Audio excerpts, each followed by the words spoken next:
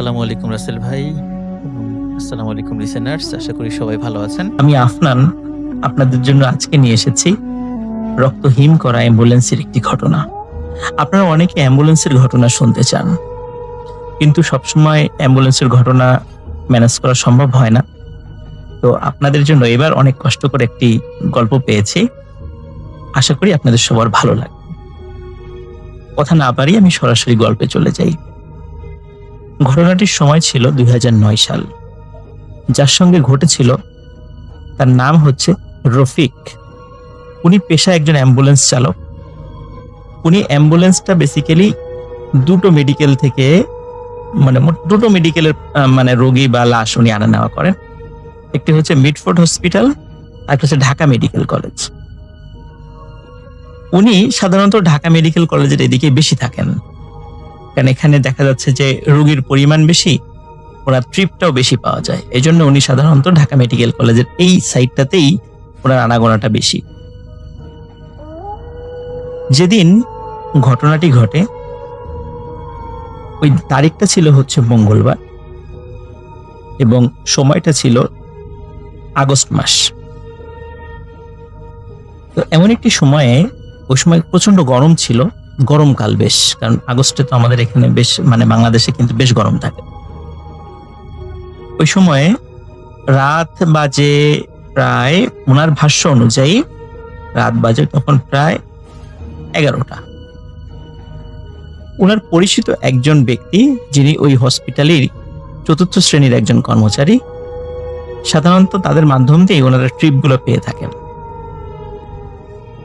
সেই ব্যক্তিটি এসে তাকে জানায় যে আরিচার ঘাট যেটি রয়েছে, এই ঘাটের পাশে একটি গ্রাম রয়েছে, সেই গ্রামে একটি লাশ পৌঁছে দিতে হবে। এখন তিনি জিজ্ঞেস করেন যে লাশের কি হয়েছিল, কিভাবে মারা গেল। তখন তারা বলে যে উনি এমনিতেই বার্ধক্যজনিত কারণে মারা গেছেন। তো এই কথা বলার পর উনি রাজি হয়ে যান এবং সাধারণত যে ভাড়া ওনারা ঠিক করেন অ্যাম্বুলেন্স চালকরা, দেখা যাচ্ছে ভাড়ার একটি অংশ যিনি এই ট্রিপটা এনে দেন তাকে দিতে হয়।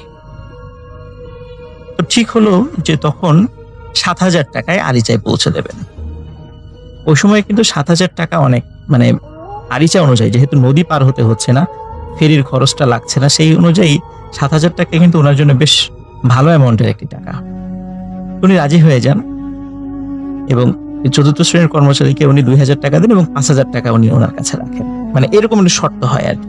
এবং ট্রিপ শুরু করার আগেই ফুল টাকাটা পেইড করে নিতে হয়। সাধারণত ওইখানে নাকি এইভাবেই সিস্টেমে এই ট্রিপগুলো অ্যাম্বুলেন্সের যারা চালক তারা এরকম এই কাজটা করে থাকেন। কারণ অনেক সময় দেখা যায় লাশ নিয়ে বাসায় নামানোর পরেই সবাই লাশ নিয়ে ব্যতিব্যস্ত হয়ে যান, অ্যাম্বুলেন্সের কথা মনে থাকে না, চালকের কথা মনে থাকে না। এই জন্য ওঠার আগেই সাধারণত এই টাকাটা ওনারা পারতপক্ষে নিয়ে নেওয়ার চেষ্টা করেন। যখন লাশটি নিয়ে আসা হয়, লাশের সাথে 4 জন লোক ছিল, 3 জন পুরুষ এবং 1 জন মহিলা। গাড়িতে ওঠার পরপরই স্বাভাবিকভাবেই রফিক সাহেব উনি টাকা দাবি করেন এবং ওনারা কোনো ধরনের কোনো উচ্চপাচ্য ছাড়াই টাকাটা দিয়েও দেন। গাড়ি চলতে থাকে। রাত তখন প্রায় 1টা বাজে। রাত 1টার মধ্যে ওনারা মানিকগঞ্জ প্রায় পার হয়ে যাবেন এমন একটি সময়। তো হঠাৎ করে উথুলি নামক একটি জায়গা রয়েছে, এই উথুলি জায়গা থেকে সামান্য একটু পার হলেই হাতের বাম দিক দিয়ে পাটুরিয়া ঘাটের দিকে রাস্তা চলে গিয়েছে এবং সোজা রাস্তাটা চলে গেছে হচ্ছে আরিচা ঘাটের দিকে। এখন যেহেতু আরিচা ঘাট দিয়ে ওইভাবে ফেরি পার হয় না, এখন পাটুরিয়া ঘাট দিয়েই হয়। এই জন্য আরিচা ঘাটগামী ওই রাস্তাতে সাধারণত যানবাহন খুব কম চলাচল করে, দিনের বেলাতেও কম চলাচল করে, রাতের বেলা তো কোনো কথাই নেই। যখন উথুলি নামক ওই জায়গাটাতে উনি আসছেন গাড়ি নিয়ে, হঠাৎ করে গাড়িতে একটি ঝাঁকুনি দেয়। সাধারণত ব্রেক করা ছাড়া যদি কোনো একটি গাড়ি স্পিড ব্রেকার পার হয়, ঠিক যেভাবে ঝাঁকি লাগে অমন একটি ঝাঁকি লাগে, একটি ঝাঁকি অনুভূত হয় গাড়িতে। তখন ঝাঁকি খেয়ে সাধারণত দেখা যাচ্ছে যে গাড়ির যাত্রীরা একটু কথা বলে ওঠেন যে এই আসতে চালাও। তখন রফিক সাহেব দেখলেন যে না, ওনারা কোনো কথা বললেন না এবং রফিক সাহেব একটা বিষয়টা খেয়াল করলেন যে যখন উনি তো এর আগেও এখানে আসছেন, ঠিক যে জায়গাটাতে গাড়িতে ঝাঁকি লেগেছে এখানে কোনো স্পিড ব্রেকার ছিল না, কোনো উঁচু জায়গা ছিল না, তাহলে হঠাৎ করে ঝাঁকি লাগলো কেন? উনি চিন্তা করেন হয়তোবা চাকার নিচে কোনো ইট বা শক্ত কিছু পড়েছিল, এই জন্য ঝাঁকি লেগেছে, উনি খেয়াল করতে পারেননি। উনি আর ৭-৫ ভাবেননি, উনি সোজা চলে যাচ্ছেন। তো উনি যখন আরিচার রাস্তা দিয়ে ঢোকেন, এই জায়গাটা কিন্তু খুবই নীরব। যারা ওই রাস্তায় কখনো চলাচল করেছেন, এমনকি দিনের বেলা তো তারা কিন্তু আপনারা জানেন এই রাস্তার দুই ধারে এখনো পর্যন্ত তেমন কোনো মানব বসতিই নাই, দীর্ঘ পথ কোনো মানব বসতি নেই, একদম ঘাটের কাছাকাছি গিয়ে গ্রাম রয়েছে, কিন্তু তার আগ পর্যন্ত রাস্তার দুই ধারে ওইভাবে কোনো আপনারা বসতি দেখতে পাবেন না। এখনো তো সামান্য কিছু হয়েছে, আগে তো সেটাও ছিল না। উনি যখন যাচ্ছেন প্রায় ১ কিলোমিটার পার হওয়ার পর হঠাৎ করে একজন পুরুষ যাত্রী, যিনি ওই লাশের সাথে ছিলেন, তার আত্মীয়, উনি বললেন যে এই ড্রাইভার গাড়ি থামাও। তখন রফিক সাহেব গাড়িটা থামিয়ে দেন। উনি ভাবেন এখানে হয়তোবা তাদের বাড়ি, এখানে হয়তোবা নামবেন তারা। ওই ব্যক্তি রফিক সাহেবকে বলেন আমরা লাশ নিয়ে এখানেই নামবো। রফিক সাহেব স্বাভাবিকভাবে গাড়ি থেকে নামেন, পেছনের যে ব্যাক ডালাটা আছে সেটা খুলে দেন এবং স্ট্রেচারে করে লাশটা নামান। নামানোর পরে রফিক সাহেব অবাক হয়ে দেখেন যে আশেপাশে কোনো ঘর বাড়ি নাই। তখন জিজ্ঞেস করলেন যে আপনাদের বাড়ি কোথায়? এখানে তো আশেপাশে ঘর বাড়ি দেখছি না, আপনার লাশ নিয়ে যাবেন কিভাবে? আপনাদের কোনো আত্মীয় স্বজন তো এখানে দেখছি না। তখন ওনাদের মধ্যে একজন বলেন যে সে চিন্তা তোমাকে করতে হবে না, সেটা আমরা দেখব, তুমি চলে যাও। যেহেতু উনি আগের থেকেই টাকা পেয়ে গিয়েছিলেন, সুতরাং তার কোনো উচ্চবাচ্য ছিল না, এই জন্য উনি ওইখানে গাড়ি ঘুরিয়ে আবার ঢাকার উদ্দেশ্যে রওনা করেন। উনি যখন রওনা করছিলেন, রওনা করতে করতে ঠিক উথুলি যে স্ট্যান্ডটা, বাস স্ট্যান্ড যেটা আছে, সেখানে আসার পরে দেখলেন যে ৪ জন লোক হাত ইশারা করে তাকে থামতে বলছে। উনি অবাক হয়ে দেখলেন যে এই ৪ জন লোক তো সেই ৪ জন লোক যাদেরকে উনি এই মাত্রই নামিয়ে দিয়ে এসেছেন, এবং তাদের সাথে একটি লাশও রয়েছে। উনি খুব অবাক হন, উনি গাড়ি থামান, উনি জিজ্ঞেস করেন কি ব্যাপার আপনারা এখানে? আপনাদেরকে না একটু আগেই নামিয়ে দিয়ে আসলাম। তখন ওনারা বলেন কি বলছেন আপনি তো উথুলিতে আমাদেরকে নামিয়ে দিলেন, জোর করে আমাদেরকে নামিয়ে দিয়ে সোজা চলে গেলেন, এখন আবার ঘুরে আসছেন, আমরা এখন এই লাশটা কিভাবে নিয়ে যাব? রফিক সাহেব যতটুকু না অবাক হন, তার থেকে বেশি বিরক্ত হন যে আমি মাত্র নামিয়ে দিয়ে আসলাম তাদেরকে, অথচ ঘুরে আসার পরে তারা এখানে কিভাবে আসলো, আর এখন এসে বলছে আমি নাকি উথুলি বাস স্ট্যান্ডে তাদেরকে নামিয়ে দিয়েছি। যাই হোক, যেহেতু এটা একটা অবাক করার মতো বিষয় ছিল, উনি কিছুতেই মিলাতে পারছিলেন না যে একটু আগেই তো নামিয়ে দিয়ে আসছেন, হঠাৎ করে এই ধরনের ঘটনা কেন ঘটলো। তো উনি ৭-৫ না ভেবে বলেন যে আচ্ছা ঠিক আছে, ওঠেন, গাড়িতে ওঠেন, আমি আবার আপনাদেরকে নামিয়ে দিয়ে আসছি। তখন উনি আবার ওই লাশ সহ ওই যাত্রীদেরকে গাড়িতে তোলেন, তুলে আবার গাড়ি চলা শুরু করে। চলতে চলতে চলতে চলতে হঠাৎ একটি জায়গায় উনি চলে আসেন, সেই জায়গাটি যেই জায়গাটিতে একটু আগেই ৪ জন ব্যক্তি সমেত লাশ নামিয়ে দিয়েছিলেন, এবং উনি দেখছেন যে এই ৪ জন ব্যক্তি হাত ইশারা করে তাকে থামতে বলছে। উনি এবার ভয় পেয়ে যান যে কি ব্যাপার, তাহলে আমার গাড়িতে কে বসা? পিছন দিকে তাকিয়ে দেখেন গাড়িতে কেউ নেই। উনি প্রচন্ড ভয় পান, তারপরও গাড়ি থামান, যেহেতু এই জায়গাটাতেই উনি নামিয়ে দিয়ে গেছিলেন তাদেরকে। উনি জিজ্ঞেস করেন কি ব্যাপার, কি হয়েছে? তখন ওদের মধ্যে থেকে একজন বলেন যে আপনি আমাদেরকে এখানে নামিয়ে দিয়ে চলে গেলেন কেন? আমরা কি এখানে নামবো? এখানে নিয়ে আমরা লাশ নিয়ে কোথায় যাব? আমরা তো আরিচার পাশে যে গ্রামটি রয়েছে সেখানে যাব। রফিক সাহেব এবারও অবাক হন এবং বিরক্তও হন। তখন উনি বলেন যে আপনারাই বললেন যে এখানে নামিয়ে দিতে, আমি নামিয়ে দিলাম, আবার আমি ঘুরে চলে গেলাম, আবার আপনাদেরকে আরিচা থেকে এখানে নিয়ে আসলাম, এটা কি হচ্ছে? তখন তারা বলে, কি ব্যাপার, আপনি আরিচায় আমাদেরকে পাবেন কোথায়? আমরা তো এখানে দাঁড়িয়ে আছি, আপনি তো আমাদেরকে জোর করে এখানে নামিয়ে দিয়ে গেলেন। তখন উনি বলেন, আমি আপনাদেরকে জোর করে কিভাবে নামাবো? লাশ সহকে কেউ জোর করে কাউকে নামায়? এভাবে ওনাদের সাথে তর্কাতর্কি হয়। যাই হোক, এক পর্যায়ে রফিক সাহেব বলেন, আচ্ছা ঠিক আছে, ওঠেন, আপনারা কোথায় যাবেন আমি নামিয়ে দিচ্ছি।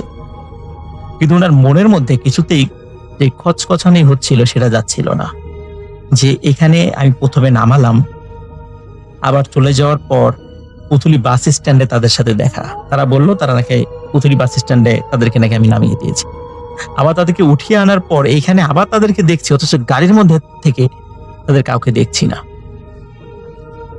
তাহলে তারা কোথায় গেল বা কি হচ্ছে আমার সাথে? উনি মনে মনে খুব ভয় পাচ্ছিলেন, কিন্তু যেহেতু উনি প্রায় ৪৫ বছর বয়স ওনার ছিল রফিক সাহেবের, এবং মোটামুটি ২০-২২ বছর থেকেই উনি এই অ্যাম্বুলেন্স চালান।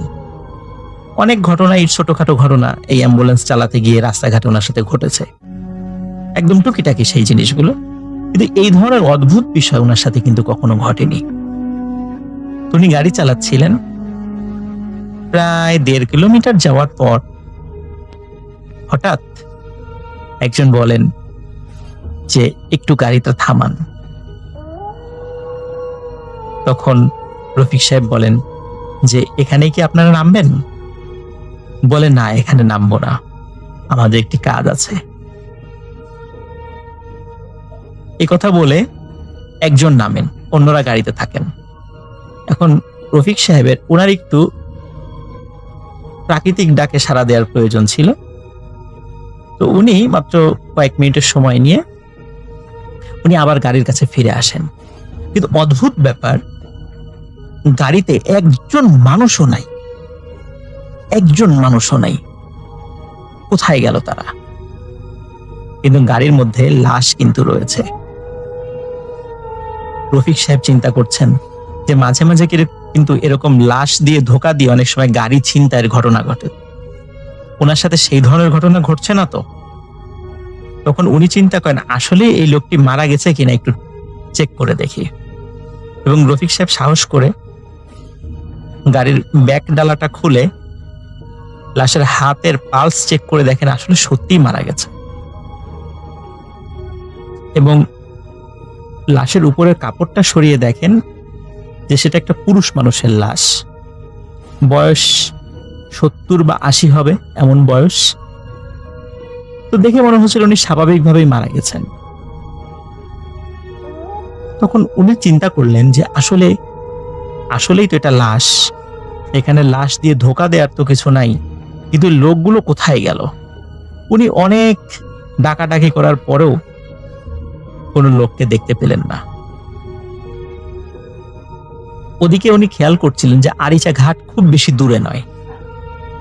তখন উনি চিন্তা করলেন যে যেহেতু কাউকে পাওয়া যাচ্ছে না, তাহলে আমি গাড়িটি চালিয়ে আরিচা ঘাটের কাছে চলে যাই, ওখানে গেলে হয়তোবা কোনো মানুষ পাবো, তাদের কাছে জিজ্ঞেস করলেই এই লোককে দেখালে বলে দিতে পারবেন যে উনি কোন বাড়ির বা কোন গ্রামের, হয়তো অনেকেই চিনবেন তাকে। এই চিন্তা করে উনি গাড়ি স্টার্ট দিলেন। গাড়ি স্টার্ট দেওয়ার পর উনি আরিচা ঘাটের কাছে চলে আসেন এবং দেখেন ওখানে বেশ ২-১ লোক, বিশেষ করে ওই যারা বাজারের যে পাহারাদার বা চৌকিদার, তারা সেখানে আছে। তখন গাড়ি থামিয়ে তাদের একজনকে ডাকলেন। ডাকার পরে বললেন যে আচ্ছা, আপনি কি বলতে পারবেন এই যে ভিতরে আমার গাড়ির মধ্যে যে লাশ রয়েছে, এটি আপনাদের এলাকার কার লাশ?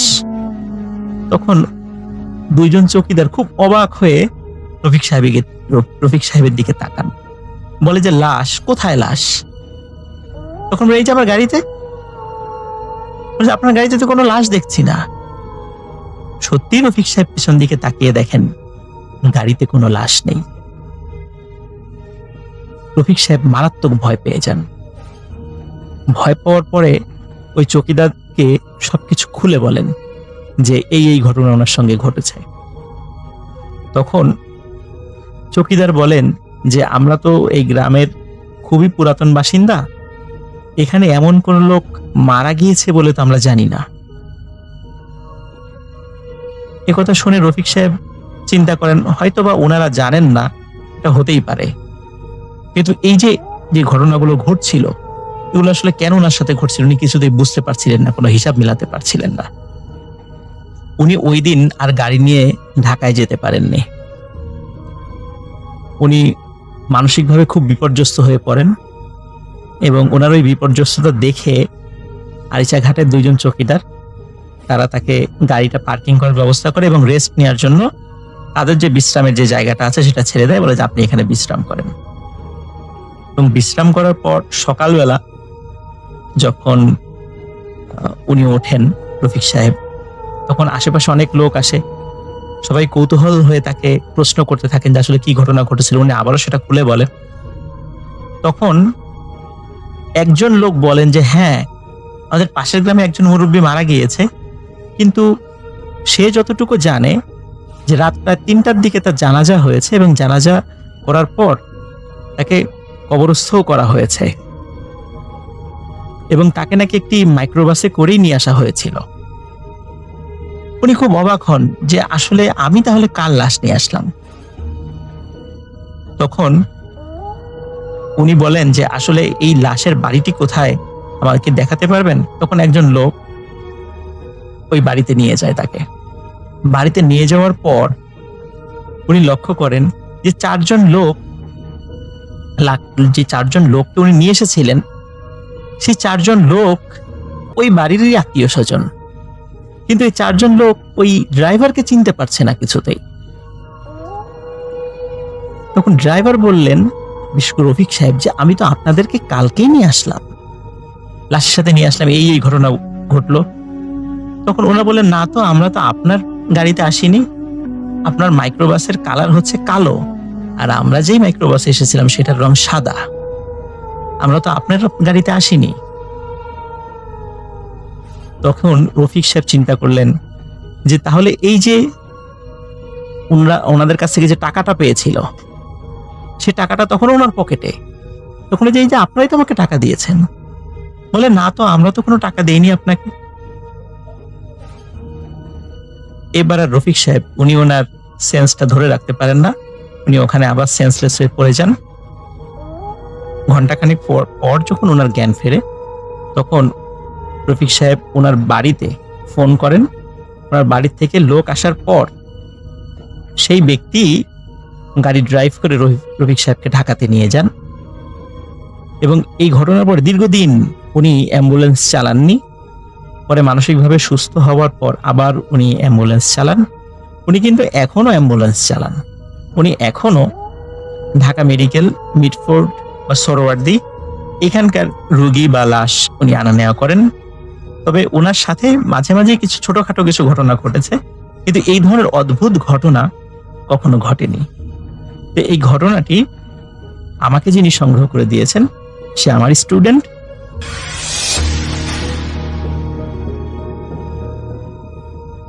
আতিক মামা একজন অ্যাম্বুলেন্স ড্রাইভার। এই পেশায় তার মোটামুটি 17 বছর হয়ে গেছে। আর এই 17 বছরে মামার সাথে ঘটেছে অনেক ব্যাখ্যাবিহীন লোমহর্ষক ঘটনা। মামার অ্যাম্বুলেন্স ড্রাইভিং পেশা জীবনের প্রথম ঘটনাটি খুবই ভয়ঙ্কর, যা মামার মনে এমন এক অভিজ্ঞতার বীজ রোপণ করেছে যেটি তিনি এখনো ভুলতে পারেননি। অ্যাম্বুলেন্স ড্রাইভার হিসেবে কাজ করার প্রায় 2.5 থেকে 3 মাস পর তার জীবনের প্রথম ভৌতিক ঘটনাটি ঘটে। মামার ছিল নাইট শিফট।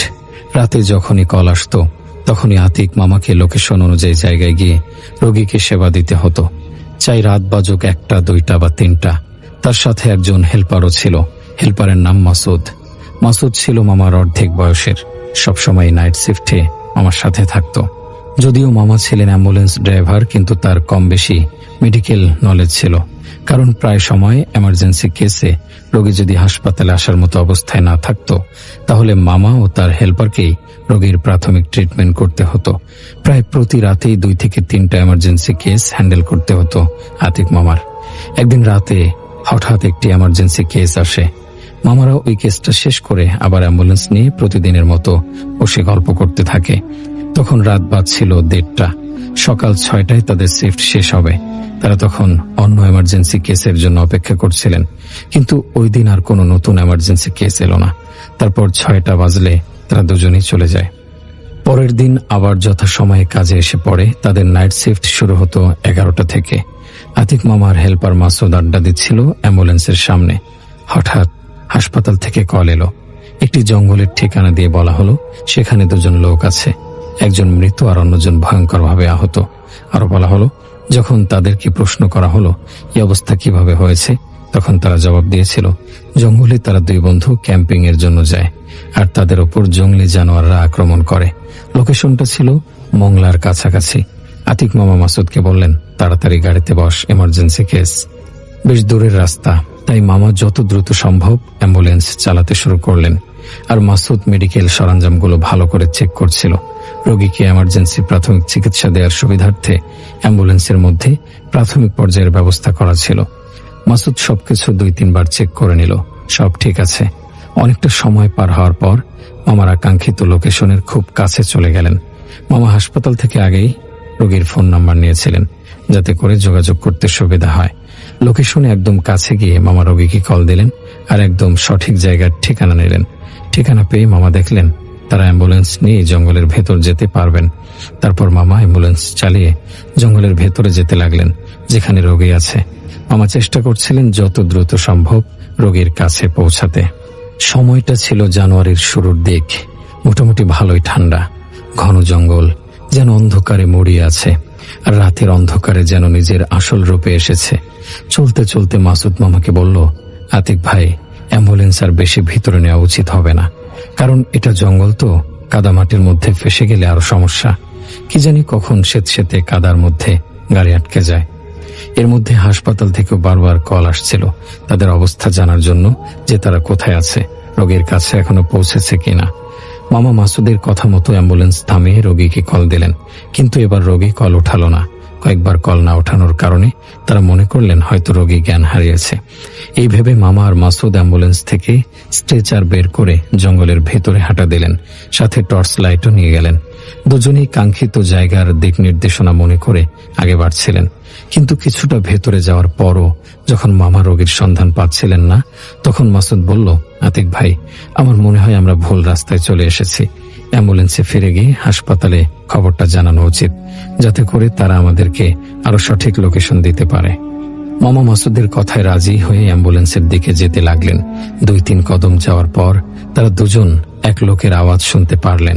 আওয়াজ শুনে সাথে সাথেই দুজন পিছন ফিরে তাকালেন আর দেখলেন তাদের সামনে আনুমানিক 5-7 গজ দূরে একটা লোক একটি গাছের সামনে দাঁড়িয়ে আছে। তার পরনে লাল কালারের একটি গেঞ্জি আর কালো রঙের একটি প্যান্ট। হাতের ইশারায় লোকটি তাদেরকে ডেকে গাছটির পেছনে চলে যায়। মামা আর মাসুদ মনে করল সেই রোগী, তাই কিছু না ভেবে তৎক্ষণাৎ দ্রুত গতিতে ওই লোকের কাছে গেলেন স্ট্রেচার নিয়ে। তারা যখন দৌড়ে গাছের কাছে গেল, তখন সেখানে কেউ ছিল না। মামা আর মাসুদ গাছের পেছনে আর আশেপাশে খুঁজে দেখলো কেউ নেই। তারা অবাক হয়ে গেল আর ভাবলো এটা কি সত্যি ছিল নাকি তাদের মনের ভুল। কিন্তু একসাথে দুইজনের কিভাবে মনের ভুল হতে পারে। মামা আর মাসুদ দুজনে মিলে লোকটিকে আশেপাশে আর গাছের পেছনে খুঁজতে লাগলো, সাথে চিৎকার করে বলছিল সে যদি তাদের আওয়াজ শুনে তাহলে তাদেরকে সাড়া দিতে। তারপর খুঁজতে খুঁজতে 3-4 মিনিট পর তারা এই লোকটির আওয়াজ আবার শুনতে পেল আর লোকটিকে দেখতেও পেল। লোকটি এবারও এক গাছের দিকে হাঁটতে হাঁটতে তাদেরকে ডাকছে। মামা আর মাসুদ এবার লোকটিকে ভালোভাবে দেখলেন। লোকটির কাছে কিছুই ছিল না। তারা যখন কাছে যাচ্ছিল তখন দেখে মনে হলো তার কন্ডিশন একদম ঠিক। সে ভালোভাবেই হাঁটাচলা করছিল, গায়ে কোনো রক্তের ছিটা ফোটাও ছিল না। মামা আর মাসুদ যেতে যেতে লোকটি দৌড়াতে শুরু করলো। তারাও লোকটির পেছনে দৌড়াচ্ছেন। দৌড়াতে দৌড়াতে লোকটি এক সময় ঝোপঝাড়ের ভেতরে চলে গেল। সেখানে বড় বড় গাছ। আতিক মামা আর মাসুদও সেখানে গেলেন আর দেখলো গাছগুলোর সামনে ক্যাম্পিং এর টেন্ট লাগানো আর নিভু নিভু আগুন জ্বলছিল টেন্টের সামনে কিছু কাঠের মধ্যে। ওইখানে ক্যাম্পিং এর জিনিসগুলো ছড়িয়ে ছিটিয়ে ছিল। তারা এদিক ওদিক তাকিয়ে লোকটিকে দেখার চেষ্টা করছিল, কিন্তু লোকটি সেখানে নেই। তাদের কাছে লোকটির আচরণ খুবই অদ্ভুত লাগলো। তারা ভাবছিলেন লোকটি এমন কেন করছে, সাহায্যের জন্য ডেকে তামাশা শুরু করেছে। এমন সময় মামার চোখে পড়ল টেন্টের পিছন দিকে পড়ে থাকা একটি মরদেহের ওপর। তিনি দৌড়ে গিয়ে পালস চেক করে দেখলেন সে মারা গেছে, আর তার সমস্ত শরীরে আঁচড় কাটার দাগ। আঁচড়গুলো দেখে মনে হলো কোনো জঙ্গলি হিংস্র পশু এই আঁচড়গুলো দিয়েছে, আর তার পেটের নাড়ি ভুঁড়িগুলো অর্ধেক বাহিরের দিকে। মামার হিসেবে লোকটি মারা গিয়েছে প্রায় 3 থেকে 4 ঘন্টারও আগে। মৃত ব্যক্তির সমস্ত রক্ত বের হয়ে শরীর ফ্যাকাশে হয়ে গেছে। হাসপাতাল থেকে দেয়া তথ্য অনুযায়ী এখানে 2 জন লোকের থাকার কথা, যাদের মধ্যে একজন মৃত আর অন্যজন আহত। মামা বুঝতে পারলেন এটি সে মৃত ব্যক্তির দেহ, আর যে ব্যক্তি আহত ছিলেন সে অনুপস্থিত। মাসুদ আর আতিক মামা আহত লোকটির জন্য চিৎকার করে আওয়াজ দিতে থাকলেন, কিন্তু কোনো সাড়া শব্দ পেলেন না। তারা সন্দেহ করলেন এতক্ষণ যে লোকটি তাদেরকে অ্যাম্বুলেন্সের কাছ থেকে নিজের পিছে পিছে এই পর্যন্ত নিয়ে এসেছেন, সেই হয়তো 2 জনের মধ্যে আহত লোকটি। মামার মাসুদ মরদেহ স্ট্রেচারে উঠিয়ে আহত লোকটিকে আশেপাশে খুঁজতে লাগলেন। মাসুদ একটি ঝোপের সামনে ওই লাল গেঞ্জি পরা লোকটিকে দেখতে পেলেন, কিন্তু মৃত অবস্থায়। তাড়াতাড়ি আতিক মামাকে ডেকে বলল, মামা মামা এদিকে আসেন। মামাও ছুটে ওই দিকে গেলেন, গিয়ে দেখলেন জঙ্গলে ঢুকে সর্বপ্রথম তারা যে লোকটিকে দেখেছিল সেই লোকটি, কিন্তু তখন তো সে জীবিত ছিল। তাদেরকে পথ দেখিয়ে টেন্ট পর্যন্ত নিয়ে এলো, আর সম্পূর্ণ সুস্থ ছিল। তাহলে এখন তার দেহ এমন নিথর হয়ে পড়ে আছে কিভাবে? তার পেটও ঠিক একইভাবে ছিন্ন ভিন্ন করা, নাড়ি ভুঁড়ি বের হয়ে গেছে, আর পা দুটো শরীর থেকে আলাদা হয়ে গেছে। দেখে মনে হচ্ছিল তার মৃত্যু 3 থেকে 4 ঘন্টা আগে হয়েছে। কিন্তু এটা কিভাবে সম্ভব? একটু আগেও যে লোকটাকে দুজনেই দেখেছে সুস্থ অবস্থায়, এখন তাকে দেখে মনে হচ্ছে তার মৃত্যু অনেক আগেই হয়ে গেছে। তার একটা হাত ভাঙা ছিল, আর অন্য হাতে ছিল মোবাইল, কানের কাছাকাছি। এরকম দৃশ্য দেখে মামা মাসুদের দিকে আর মাসুদ মামার দিকে তাকিয়ে রইল, আর নির্বাক হয়ে পড়ল।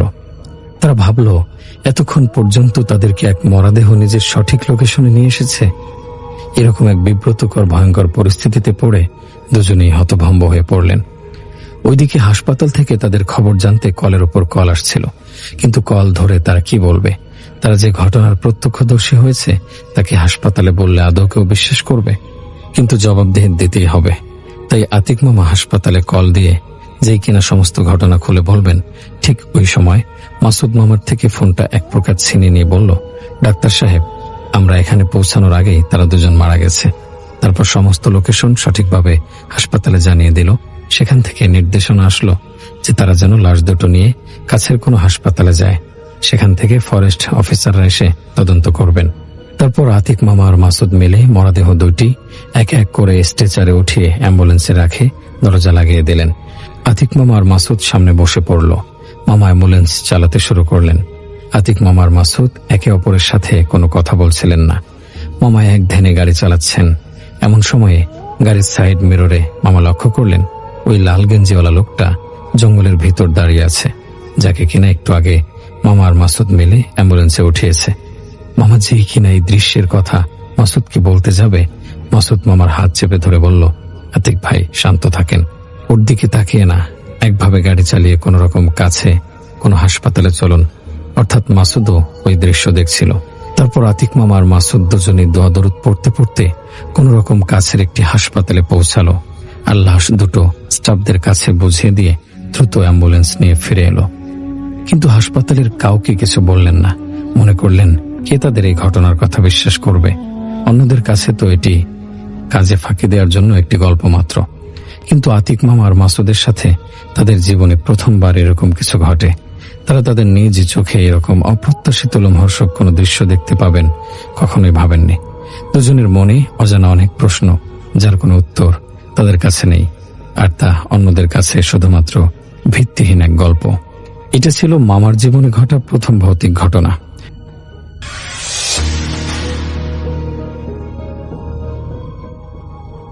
নাদিম সঙ্গত কারণেই তার পরিচয় গোপন রাখতে চাইছেন, এই কারণে তিনি ছদ্মনাম ব্যবহার করেছেন এবং তিনি আমাকে অনুরোধ করেছেন আমি যেন এভাবেই ঘটনাটা আপনাদের কাছে প্রেজেন্ট করি, অবশ্যই আমার মতো করে।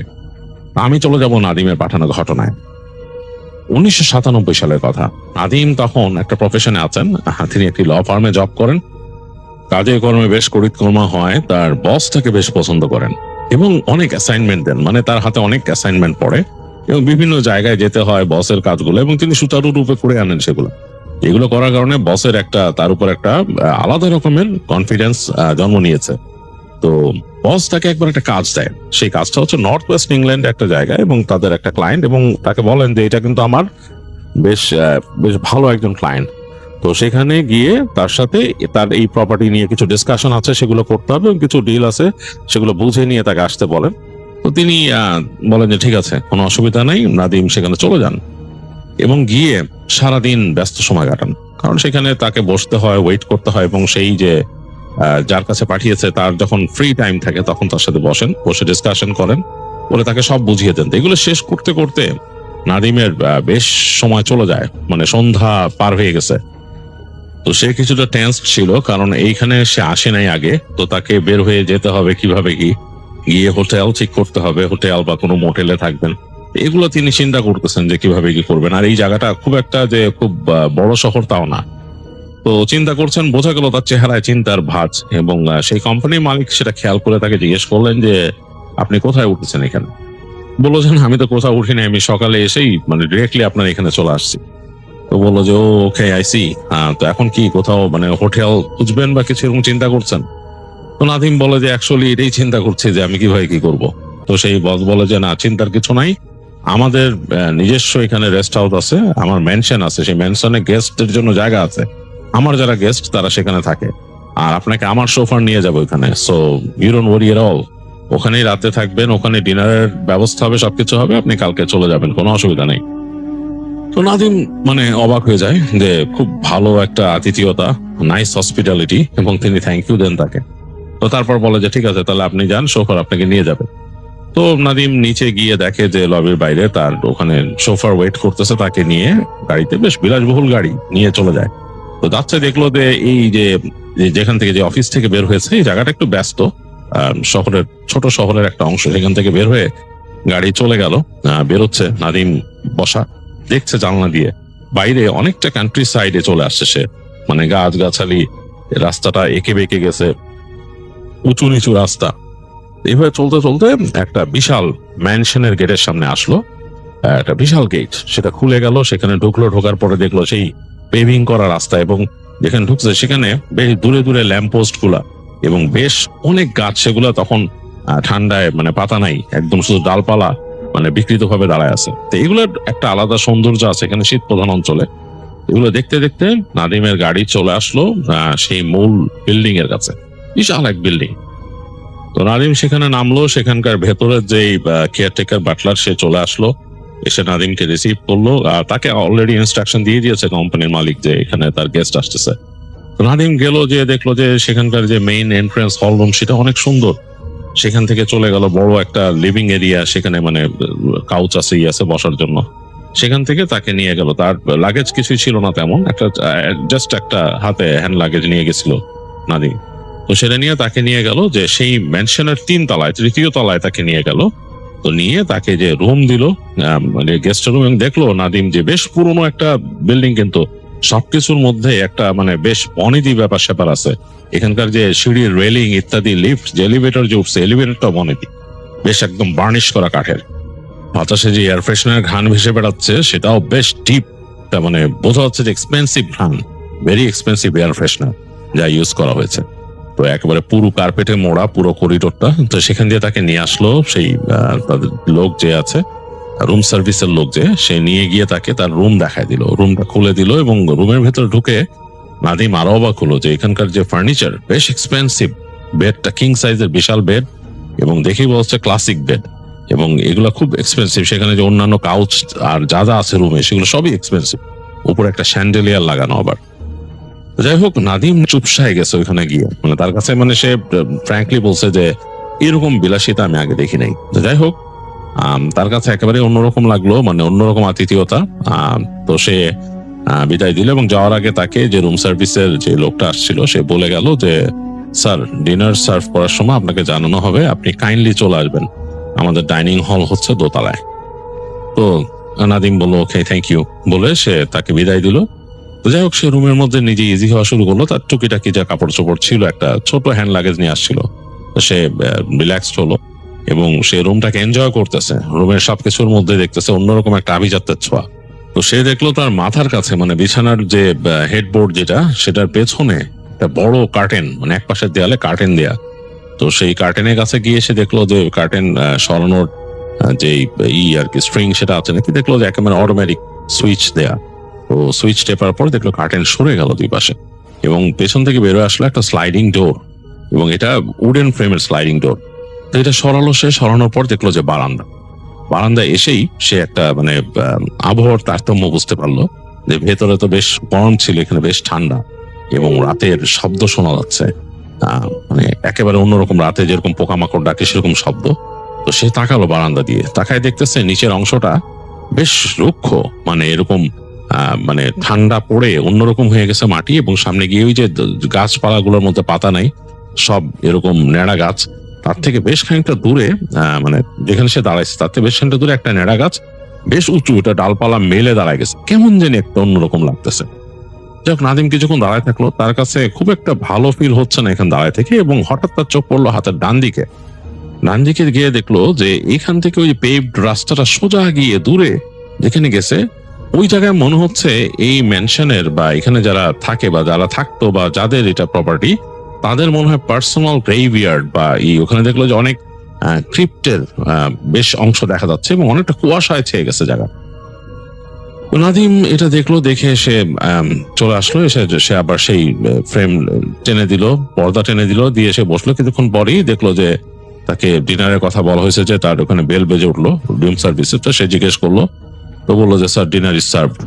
তো সে চলে গেল, সেখানে গিয়ে দেখলো যে আলিশান ডিনার টেবিল, খাওয়া দাওয়া করলো, খাওয়া দাওয়া করে উঠে আসলো আবার রুমে এসে ঢুকছে রাতের বেলা, এখন ঘুমানোর পালা, বেশ টায়ার্ড, সারাদিন অনেক কাজকর্ম করছে, ঘুম আসতেছে। বিছানায় চলে গেল, সে বিছানার পাশে যে তার বেড ল্যাম্পটা আছে ওইটাকে জ্বালিয়ে দিল, রুমের বাতি বন্ধ করে দিল। বেশ আরামদায়ক বিছানা, ওয়াটার বেড, ঘুম চলে আসতেছে একদম, ওয়াটার বেডে মানে শুয়ে বেশ আরাম লাগতেছে।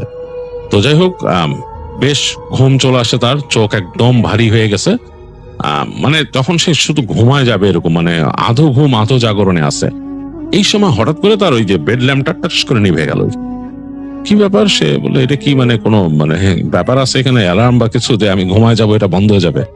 তো সে মানে তখন এই লাইট বন্ধ হয়ে যাওয়াতে তার কয়েক সেকেন্ড একটু সময় লাগছে ঘরের মধ্যে আলো আধারিটা বুঝতে। কয়েক সেকেন্ডের মধ্যে মানে একটুখানি আলো আধারি বোঝা গেল, কারণ হচ্ছে ওই যে কার্টেনটা তো কাপড়ের, সেটার ওই পাশ থেকে আলো এসে হালকা ঢুকতেছে, এটাতে আলো আধারিটা সে বুঝতে পারলো। তো সে হাত দিয়ে চেষ্টা করলো বেড ল্যাম্পটা হাত দিয়ে অন করতে, তো হাতে গিয়ে দেখলো যে না, মানে কোনো লাভ হচ্ছে না, মানে সুইচটা অন অফ করলো, টিক টিক টিক টিক, না কোনো কাজ হচ্ছে না। তো এখন ঘুমে কিন্তু সে তলায় গেছে, মনে হচ্ছে ঘুমায় যাই। তো যাই হোক, সে শুয়ে পড়লো, চিন্তা করলো যাক এখানে কোনো কারণে হয়তো ইলেকট্রিক্যাল কোনো সমস্যা হয়েছে, যদিও হওয়ার কথা না, ওয়েল ইকুইপড একটা বিল্ডিং। তো সে ঘুমায় যাওয়ার চেষ্টা করলো। তো যখন সে মোটামুটি একটা মানে ঘুমের অবস্থায় চলে আসছে, চোখ বন্ধ হয়ে আসছে, হঠাৎ তার কাছে কেন জানি মনে হলো যে তার বিছানায় কেউ একজন শুয়ে আছে তার পাশে। তো নাদিম এই ফিলটা পাওয়ার সাথে সাথে এক লাফ দিয়ে উঠে বসছে, সে বিছানায় লাফ দিয়ে উঠে বসে তার কাছে মনে হচ্ছে যে সে তো শুয়েছে, মানে এত বড় কিং সাইজ বিছানা, তো সে এই পাশে শুয়েছে। মোটামুটি নাদিম মানে ওই পাশে শুইতো না, মানে এত বড় বিছানায় কিভাবে শুবে সে, পুরোটা হাত পা ছড়া, এক পাশে এমন কাত হয়ে শুয়েছিল। হঠাৎ করে তার মনে হলো যে তার পাশের অংশটা আরো ডিপ অন্ধকার, এবং সেখানে মনে হলো জমাট বাড়া অন্ধকার, আরো কেউ একজন শুয়ে আছে, এবং মনে হচ্ছে মানুষের মতোই মানে ফিগার মনে হচ্ছে। তো নাদিম কিন্তু ভয়ে একদম তার শরীরের সব রোম দাঁড়ায় গেছে, এবং সে ভয়ে কথা বলতে পারতেছে না, সে কি করবে বুঝতে পারতেছে না। বিছানায় উঠে বসছে ঠিকই, কিন্তু নড়ার ক্ষমতা হারায় ফেলছে, এবং তার কাছে পুরো মনে হচ্ছে যে মানুষ যেমন অস্তিত্ব বুঝতে পারে, মানুষের কোথাও যদি আরেকটা মানে অস্তিত্ব থাকে মানুষ কিন্তু বুঝতে পারে, তার মনে হচ্ছে এরকম। এই সময় সে মানে ভয়ঙ্কর ভাবে কুকুরের ডাক শুনলো, মানে গভীর রাতে কুকুর যেরকম কান্না করে ডাকে সেরকম, এবং সেই যে তার যে জানলা পেছনে ওই যে পর্দার ওই পাশ থেকে আসতেছে ডাক, এবং আসতেছে, এবং সে স্পষ্ট দেখলো যে তার যে ওই বিছানার উপর থেকে মনে হলো অন্ধকার যে শেডটা ওটা নেমে গেল, নেমে আস্তে করে এই অন্ধকারের মধ্যে দিয়ে চলে যাচ্ছে সেই যে কার্টেনের ওদিকে, এবং তার কাছে মনে হলো যে মানে অন্ধকার একটা শেপ, অ্যাজ ইফ মাথার মধ্যে যদি কাউকে কাপড় পরায় দেওয়া হয়, ওই অনেক সময় বলা হয় যে বাচ্চাদের গোস্ট বলা হয়, যেটা মানে কাপড় দিয়ে দেওয়া হয় মাথার উপর থেকে, পুরো ঝুলে থেকে, আর কিছু না, এরকম মনে হলো কিছু একটা অন্ধকারের মধ্যে, আরো ডিপ অন্ধকার, ওই জানলার উপাস দিয়ে বের হয়ে গেল। এখন সে বুঝতেছে এই রুমে আর এনার্জি নাই, বা কেউ নাই, কারো উপস্থিতি নাই। তো নাদিম কিন্তু বেশ ভয় পেয়েছে, সে মানে ভয়ে কাঁপতে কাঁপতে বিছানায় উঠে বসছে, তখনও কিন্তু ইলেকট্রিসিটি আসে নাই, মানে তার লাইটটা জ্বলে নেই এখানে। তো নাদিম আস্তে আস্তে হেঁটে গেল, মানে তার মনের মধ্যে একটা কিউরিয়াসিটিও আছে যে ওই বারান্দার ঘটনাটা কি বা এই রুমের ঘটনা কি। সে জানে, সে যেহেতু ইংল্যান্ডের এই অঞ্চলে থাকে, এইসব জায়গায় অনেক রকমের এই ভৌতিক ব্যাপার স্যাপার বা ভৌতিক ঘটনা প্রচলিত আছে। সে ওখান থেকে ছোট কাল থেকে বড় হয়েছে, অনেক কিছু সে শুনছে, এবং সে নর্থ ওয়েস্টের ঘটনা অনেক জানতো যে এখানে এরকম এরকম মানে অনেক রকম ব্যাপার স্যাপার আছে, মানুষ সুপার ন্যাচারাল জিনিসপত্র অনেক বিশ্বাস করে। যাই হোক, নাদিম এটা জানা সত্ত্বেও তার মধ্যে অনেক কিউরিয়াসিটি হয়েছে। সে হেঁটে হেঁটে গেছে তার ওই কার্টেনের দিকে, কেন আলো তো নাই, টিপ অন্ধকার, আবার ভয়ও পাচ্ছে, মনে হইতেছে মানে তার কাছে মনে হচ্ছে যে ওই কার্টেন ওই পাশ থেকে ওই এনার্জিটা আবার যদি চলে আসে। তো সে ওই কার্টেনের সুইচ চাপ দিল, দেখলো যে নড়তেছে না, সেই কার্টেন নড়ে না। সুতা ধরে সে টানলো জোরে জোরে, এবং সে শব্দ পাচ্ছে ওখানকার মোটরের, এটা ঘুরতেছে, জোরে জোরে ঘুরতেছে, মানে টেনে টেনে সে যে করছে, মানে জোর করে ঘুরাচ্ছে সে, পর্দাটা একটু একটু একটু একটু করে সরতেছে। তো সরে বেশ খানিকটা ফাঁক হয়েছে, সে এখানে দেখতে পাচ্ছে যে কাঠের যে স্লাইডিং ডোরটা কাঠের ফ্রেমের, ওইটার উপর থেকে চাঁদের আলো এসে পড়ছে তার এখানে, বেশ খানিকটা আলোকিত হয়ে গেছে। তো এই আলো দেখার পর নাদিমের ভয় একটু কমছে। তো সে আস্তে করে এখান থেকে যে ফ্রেমের হুকটা নামাই দিয়ে, লকটা আর কি টাস করে নামায়, সে ফ্রেমটা সরাইছে। ফ্রেমটা সরানোর পর মানে বেশ দমকা ঠান্ডা হাওয়া ঢুকলো পুরো ভিতরে, মানে সে জমে গেল একবারে, কারণ রুমের হিটিংটা কিন্তু কাজ করতেছে না তার এখানে, রুমটা এমনি ঠান্ডা। নাদিম মানে হাত করে ফেলে কেঁপে উঠলো, সে কেঁপে উঠে সে বারান্দার মধ্যে তাকালো আর কি, বারান্দার মধ্যে একটা পা রেখে শুধু বাইরে তাকালো। তাকায় সে দেখতেছে ওই যে নেড়া গাছটা, ওই নেড়া গাছের নিচে একটা কুকুরটা কালো রঙের এবং বেশ বড় হবে। সে দেখতেছে পুরা ম্যানশনটা অন্ধকার, এখানে কিন্তু আলো নাই, পুরা ম্যানশনটা অন্ধকার হয়ে আছে যেখানে সে আছে, এবং সেইখানে একটা কুকুরটাকে কালো রঙের, চাঁদের আলোতে বোঝা যাচ্ছে কালো, মানে চকচক করতেছে গায়ের রংটা, এবং চোখ দুটা মনে হচ্ছে ধকধক করে জ্বলতেছে। এটা মনে হলো নাদিমের দিকেই তাকায় আছে, এবং এটা ডেকে উঠলো, ঠিক মানে কান্না করে যেরকম উঠে রাত্রেবেলা কুকুর যেভাবে কাঁদে সেইভাবে কাঁদতেছে, মানে ওইভাবে ডাকলো একটা।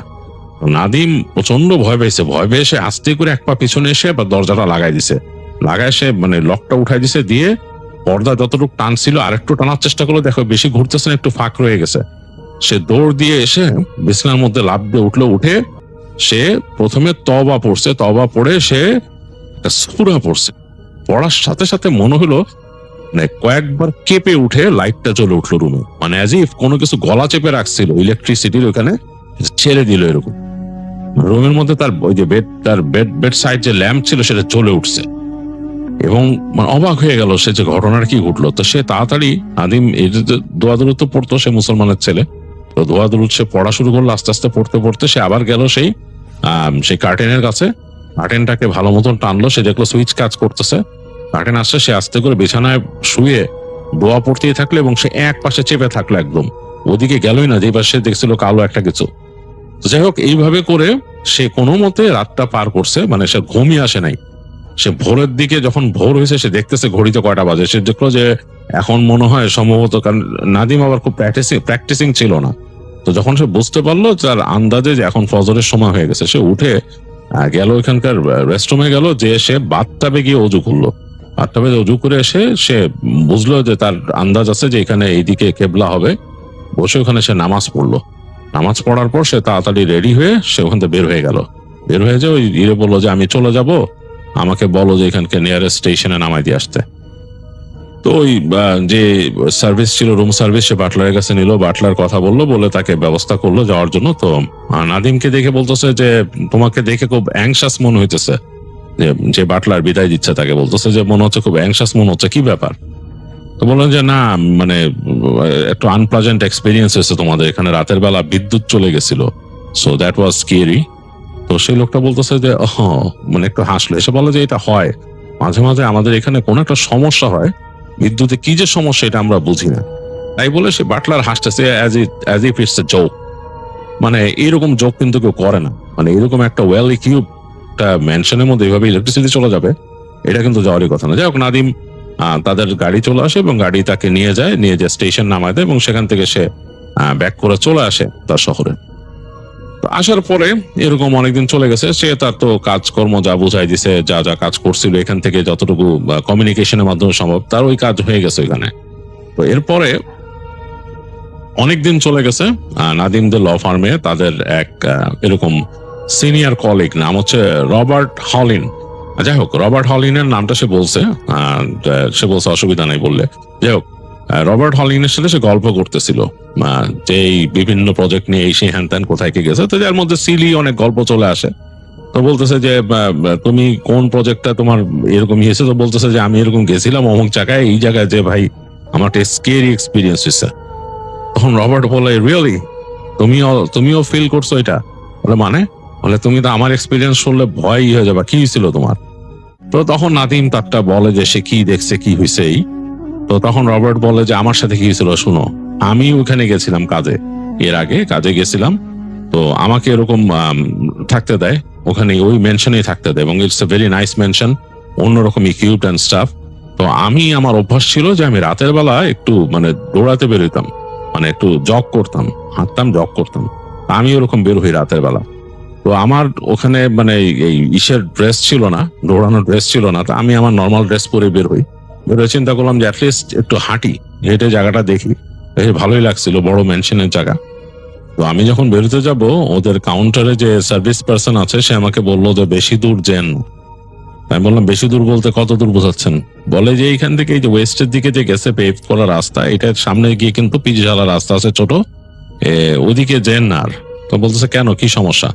বলে এইখানে এই মেনশনের এই ফ্যামিলি সেমেটারি আছে, ওইখানে অনেক পুরনো, এবং ওই জায়গাটা আসলে পাশেই সেমেটারির যে পাশে যে বর্ডার দেয়া আছে, বাউন্ডারি কিন্তু ভালো না। ওই পাশে কিন্তু বেশ ঘন জঙ্গল আছে, উডস আছে। ওখান থেকে মাঝে মাঝে ফক্স চলে আসে, মানে ফক্সেস, রেড ফক্সেস এবং বড় বড় ফক্সেস আছে। সাধারণত এগুলা মানুষকে অ্যাটাক করে না, বাট মানুষ কিন্তু মানে ভয় পায় এদের দেখলে, এবং দলগতভাবে থাকে। তো এগুলাতে আসলে মানে বন্য পশু অ্যাটাক করতেও পারে কাউকে এরকম দেখলে একা। তো আপনি ওদিকে যেন না, আপনি ওই সেমিটারির কাছে না যাওয়াই ভালো, ওই পর্যন্ত যেন না, এর আগেই চলে আসবেন। এগুলো শুনে আমি একটু অবাক হলাম যে লোকটা আমারে ফক্সের ভয় দেখাইতেছে, ওয়াইল আমি কখনো দেখি নাই যে ফক্স এরকম অ্যাটাক করছে বা সামথিং লাইক দ্যাট। যাই হোক, আমি বললাম ইটস ওকে বলে আমি হাঁটা দিলাম বাইরে। তো হাঁটতে হাঁটতে আমি যাচ্ছি, খুব ভালো লাগতেছে, মানে বেশ কুয়াশা কুয়াশা চারিপাশ থেকে ছড়ায় আসতেছে গাছ গাছালির মধ্যে দিয়ে, এবং পেভিং রাস্তাটার পাশে লন করছে, যে লন গুলো খুব সুন্দর মেনটেন করছে, এর জন্য আরো ভালো লাগতেছে। যে একটু পরপর বেশ খানিকটা বড় বড় গাছ, এবং সেগুলোর পাতা নাই, কিছু নাই, হালকা হালকা কুয়াশা, টেম্পারেচারটাও বেশ ঠান্ডা এবং ভালো লাগতেছে। আমি তো পরে নিছি, আমার জ্যাকেট পরে নিছি, পরে হাঁটতেছি, হাঁটতে হাঁটতে যাচ্ছি, এবং আমার কাছে কেন জানি মানে একটু অ্যাডভেঞ্চারাস মনে হয়েছে। আমি আসলে চাচ্ছিলাম ওই যে সেমিটারির কথা বলছে ওখানে যেতে, যেহেতু সে বলছে সামনে সেমিটারি আছে। আসলেই আমি হাঁটতে হাঁটতে গিয়ে দেখলাম যে ওইখানে একটা সেমিটারি, এবং সেমিটারিটা আসলে কিন্তু সুন্দর। আসলে নাদিম, তুমি কি উপর থেকে যে বলছো যে সেমিটারি অংশ দেখছো, তুমি কি ওখানে মানে গেছিলা বা ভালো মতো খেয়াল করছো? তো নাদিম তখন বললো যে না, আমি তো আসলে ভালো মতো খেয়াল করিনি, বাট দেখে মনে হয়েছে যে বেশ অন্যরকম দেখতে, মানে ক্লাসিক একটা চেহারা। তো যাই হোক, রবার্ট তারপর বললো যে আমি হেঁটে হেঁটে গেলাম। তো যেতে যেতে আমি আসলেই ওইটার একদম কাছে চলে আসলাম, এবং সেমিট্রি যে গেট দেখে আমার কাছে মানে অন্যরকম লাগতেছিল, মানে ছোটবেলার ফ্যান্টাসি কাজ করতেছিল, যে বিভিন্ন রকমের স্পুকি স্টোরি পড়তাম, সেরকমই লাগতেছিল। আমি খুবই মানে আনন্দ পাচ্ছিলাম দেখে, কুয়াশা ভেসে বেড়াইতেছে এরকম। আর এখন তো আসলে আমি ওরকম ভয় পাই না। তো যাই হোক, আমি কি করলাম, আমার মাথার মধ্যে একটা দুষ্টু বুদ্ধি চাপলো যে আমি সেমিট্রির ভিতরে ঢুকে দেখবো কি অবস্থা। একটা জায়গায় আসছি, এবং এরকম অ্যাডভেঞ্চারাস জায়গা, আবার মনে মনে ফিল করতেছিলাম যে ছোটবেলার বন্ধুরা যদি থাকতো দু একজন, তাহলে আরো ভালো লাগতো। এগুলো ভাবতে ভাবতে আমি সেমিট্রির গেটের কাছে গেলাম, গিয়ে দেখলাম যে গেটটা কিন্তু অ্যাকচুয়ালি লক করা না, এটার মধ্যে একটা পকেট গেট আছে। পকেট গেটটা জাস্ট মানে এরকম ওখানকার যে হুড়কো লাগায় রাখছে। তো ওইটা খুলে আমি আস্তে করে ঢুকে গেলাম। গেটের মধ্যে হালকা একটা শব্দ হলো, ক্যাচ ক্যাচ। আমি মানে পকেট গেট তো মানে এইভাবে ঢুকতে হয়েছে, পা উঁচু করে ঢুকলাম। ঢোকার পর নিজের কাছে জানি কেমন লাগা শুরু করলো। কারণ কি জানো? কারণ হচ্ছে কেমন স্যাঁতস্যাঁতে একটা আবহাওয়া এটার ভিতরে, পেভিং করা রাস্তা, আর দুই পাশে গাছের পাতা দিয়ে ছেয়ে ফেলছে এই জায়গাটা। মানে যেখানে আমি ঢুকলাম ওই জায়গাটা মনে হচ্ছে যে পাতা দিয়ে একদম ছেয়ে গেছে চারিপাশ, একটা বড় একটা শেডের মতো, একটা kind of like a tunnel, পাতার টানেল। আর সামনে দেখা যাচ্ছে চাঁদের আলো পড়ছে ফাঁকা জায়গাটায়, কুয়াশা হয়ে গেছে, প্রায় আমার হাঁটু সমান কুয়াশা হবে। ওখানে চাঁদের আলো পড়ে কুয়াশাগুলো জ্বলতেছে এবং দূরে সেই যে ক্রস এবং ক্রিপ্ট গুলা একেবারে ওখানে দাঁড়ায় আছে। বেশ লাগলো। তো আমি হাঁটতে হাঁটতে ভিতরে চলে গেলাম। আসলে আমি কিন্তু ভৌতিক চিন্তা করতেছি না ওরকম, আমার কাছে অ্যাডভেঞ্চারাস লাগতেছে আর ছোটবেলার সেই থ্রিল মনে পড়তেছে যে কত রকমের কিছু দেখতাম। এখান থেকে আমি একবার মানে পেছন ফিরে তাকালাম, মানে ঢোকার পরে যে দেখলাম যে দূর থেকে ম্যানশনটা দেখা যায় কিনা। হ্যাঁ, দেখা যাচ্ছে, ম্যানশন দেখা যাচ্ছে। ম্যানশনটাকেও ভৌতিক লাগতেছে এখান থেকে, মানে মানে একেবারে অন্যরকম, মনে হয় যে থ্রিলার মুভিতে দেখলে যেরকম লাগে সেরকম। আমার উপর যেন নেশা ভর করলো। আমি চিন্তা করলাম যে আজকে এই সেমিটারিটা আমি এক্সপ্লোর করব। আমি হাঁটা শুরু করলাম। ওখানে যে পেভিং করা রাস্তা আছে ওইটা দিয়ে হাঁটতেছি আর দেখতেছি ডানে বামে ক্রস, টুমস্টোন, আবার কতগুলো ক্রিপ্ট দেখতেছি। তো আমি চিন্তা করলাম যে অ্যাটলিস্ট ওই ক্রিপ্ট গুলোর কাছে যাবো, যে দেখবো কিরকম কি, মানে এখানে এই একই ফ্যামিলির ট্রি কারা আছে এখানে, আর কি অবস্থা ভিতরে। মানে আমার গাটা কেমন যেন লাগতেছে, বেশ ভালো লাগতো আমার কাছে এই ধরনের ব্যাপারগুলো, থ্রিলিং ব্যাপারগুলো। এরকম জায়গা তো অনেকদিন পাই নাই। ছোটবেলায় বন্ধুদের সাথে ঘুরছি এরকম, কিন্তু আমি কিন্তু সেমিট্রিতে গেছি ছোটবেলায় এরকম ঘুরতে। যাই হোক, তো আমি হেঁটে হেঁটে যাচ্ছি, দেখতেছি কুয়াশা ছেয়ে আছে অনেক। তো এরকম হাঁটতে হাঁটতে বেশ খানিকটা সামনে চলে যাওয়ার পর দেখলাম যে হাতের ডান দিকে একটা গাছ, গাছের কোনো পাতা নাই, একদম মরা, মানে ওইটা হচ্ছে মরা গাছই মনে হচ্ছে। এটা মনে হয় মোস্ট প্রবাবলি যখন মানে সিজন থাকে ওই সময় এটা মরা, পাতা টাতা একদম নাই, মানে মরে গেছে মনে হচ্ছে ডালপালা। ওইটার পাশে একটা ক্রিপ, এবং ক্রিপটা বেশ কেমন জানি মানে একটু অন্যরকম লাগতেছে আমার কাছে, অন্যগুলোর সাথে মিল নাই, এবং বেশ পিলার গুলা উঁচা উঁচা আর বেশ উঁচু। তা আমি চিন্তা করলাম ওইটার সামনে আগে যাই, এটা তাদের ফ্যামিলির কোনো ইম্পর্টেন্ট মানুষের হবে হয়তো। যাই হোক, হাঁটতে হাঁটতে গেলাম, ওটার কাছে চলে আসলাম। কাছে আসার পরে জানি কেমন জানি লাগতেছিল, মনে হচ্ছে কি ক্রিপটা অ্যালাইভ, এরকম মনে হচ্ছে আমার কাছে। তো আমি ওইটার পাশে গেলাম, গিয়ে দেখলাম ওই ক্রিপ্টে ঢোকার যে দরজাটা সেটা কিন্তু মানে কোনো মানে না, মানে সলিড কোনো ডোর না, এটা হচ্ছে একটা লোহার দিয়ে মানে যে দিয়ে বানানো আর কি, গ্রিলের মতো দিয়ে তৈরি করা একটা দরজা, এবং এই দরজার মধ্যে শুধু একটা হুড়কো লাগানো আর কিছু না। কেমন যেন একটা ভয় লাগলো, আমার সারা শরীরের মধ্যে একটা মানে একটা শিহরণ নেমে গেল। কিন্তু তারপরও চিন্তা করতেছি আমি ভিতরে দেখব। এখন আমার কাছে কিন্তু কোনো আলো নাই যে আমি দেখব। হ্যাঁ, আমার কাছে একটা লাইটার আছে, লাইটার জ্বালাইতে পারি আমি। তো এই চিন্তা করে আমি আস্তে করে ওটা হুড়কোটা সরাই আমি দরজাটা খুললাম, জাস্ট দেখার ইচ্ছা, মানে ওই যে মনের মধ্যে ছোটবেলার মতো টিনেজ বয়সের মতো একটা নেশা জেগে উঠছে ওরকম। তো হাঁটতে হাঁটতে আমি ভিতরে ঢুকে গেলাম। অন্ধকার, জমাট বাঁধা কেমন জানি একটা পরিবেশ ভিতরে। এটা আসলে তুমি জানো, যদি এরকম ঢুকে থাকো কখনো নাদিম, তাহলে তুমি বুঝবা যে এটা কেমন লাগে। তো নাদিম তো শুনতেছে মানে চুপচাপ, সে মানে মন্ত্রমুগ্ধের মতো শুনতেছে ঘটনা। তো রবার্ট বলতেছে যে এরকম জমাট বাঁধা একটা পরিবেশ ভিতরে এবং অন্ধকার, সামনে বুঝতে পারতেছি যে ওখানে একটা এরকম বড় একটা ক্যাসকেটের মতো রাখা, মানে এই যে কংক্রিটের ক্যাসকেট বা পাথরের তৈরি করা। তো আমি আমার পকেট থেকে হাতায় আমার জিপো লাইটার বের করলাম, ওটা চালালাম। মানে প্রথমবার কিন্তু জ্বললো না জিপো, এটা খুব অবাক কাণ্ড, এরকম জ্বলে না, মানে এরকম হয় না সাধারণত, জ্বলে উঠে কিন্তু প্রত্যেকবারই। এবার প্রথমবার জ্বললো না, দ্বিতীয়বার যখন করলাম জ্বলে উঠলো। জ্বলে উঠে মধ্যে দেখতেছি যে পাশের দেয়ালগুলা একেবারেই অন্যরকম, মানে কেমন জানি মানে ফ্লোরাল যে প্রেজেন্টেশনটা দিছে সেটা খুব স্বাভাবিক ফ্লোরাল প্রেজেন্টেশন না, এবং এইটা মনে হয় না যে আমাদের দেশের প্রচলিত কোনো প্রেজেন্টেশন, এটা একটু ডিফারেন্ট মনে হইতেছে। এবং এক পাশে দেখলাম মানে এই দেয়ালের এক পাশে কিছু মানে আঁকা, মানে ছবি আঁকা, অনেকটা যেমন হাইরোগ্লিফিক্স থাকে মিশরে সেরকম, কিন্তু পাথরের উপর খোদাই করে করে ছবি আঁকা, এবং ছবির ক্যারেক্টার গুলা আসলে আমাদের এখানকার মানুষের সাথে মিল লাগে না।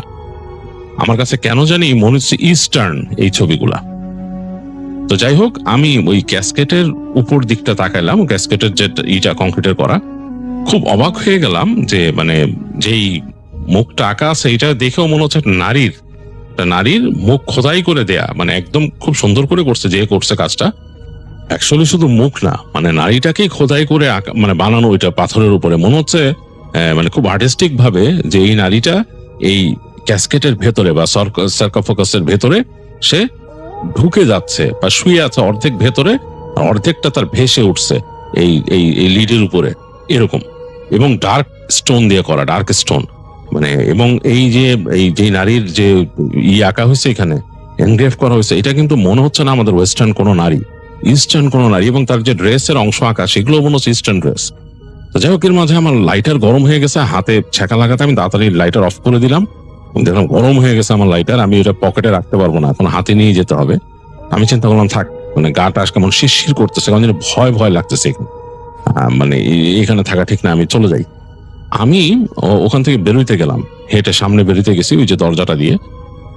ওইখানে আমার কাছে মনে হলো যে কে জানি মানে হাঁটা চলা করতেছে, মানে হেঁটে ওদিক দিয়ে গেল ওই পাশ থেকে। আমার কাছে বেশ ভয় লাগলো যে রাতের বেলা কে এখানে হেঁটে গেল। মানে এই জিনিসটা কিন্তু আসলে যতই আমরা থ্রিল ফিল করি বা যাই ফিল করি, এরকম নির্জন একটা পুরনো সেমিটারিতে মানে কেউ হাঁটতে থাকলে রাতের বেলা, সেখানে যদি মনে হয় কেউ আরেকজন আছে, তা কিন্তু ভয়ই লাগবে। আমি তাড়াতাড়ি মানে ওইখান থেকে মানে কোনো মতে ওই গেটটাকে টেনে দিয়ে ওখানে জাস্ট হুড়কোটা আবার দিয়ে হেঁটে বের হয়ে গেলাম। আমার এখন শীত লাগা শুরু করছে, কাঁপুনি লাগতেছে কেমন জানি। আমি তাড়াতাড়ি আমার জ্যাকেটটাকে আরো সামনে টেনে নিয়ে হেঁটে চিন্তা করতেছি এখন থেকে বেরিয়ে যাবো, আমার আর দরকার নাই বেশি দেখা। হঠাৎ করে আমি পেছনে মনে হলো একটা শব্দ পেলাম। শব্দটা অনেকটা পাথরের মধ্যে যদি কেউ কিছু ঘষে নেয় এরকম। আমি ফট করে তাকাইছি, মানে অটোমেটিকলি আমার চোখ গেছে। আমি তাকাই দেখতেছি ওইখানে একটা মহিলার অবয়ব, এবং মহিলা বুঝতে পারতেছি কারণ হচ্ছে যে নারীদের যেরকম হয় সেরকমই, মানে নারীদের একটা মানে অবয়ব যেরকম হয় সেরকম, কিন্তু সে মনে হচ্ছে একটা কাপড় দিয়ে ঢাকা। মানে অনেকটা ওই যে আরব দেশে বা ইস্টার্ন কান্ট্রিতে যেমন রোব পরে মহিলারা, ওরকম করা, এবং মাথার মধ্যে মনে বড় একটা ঘোমটা টানা।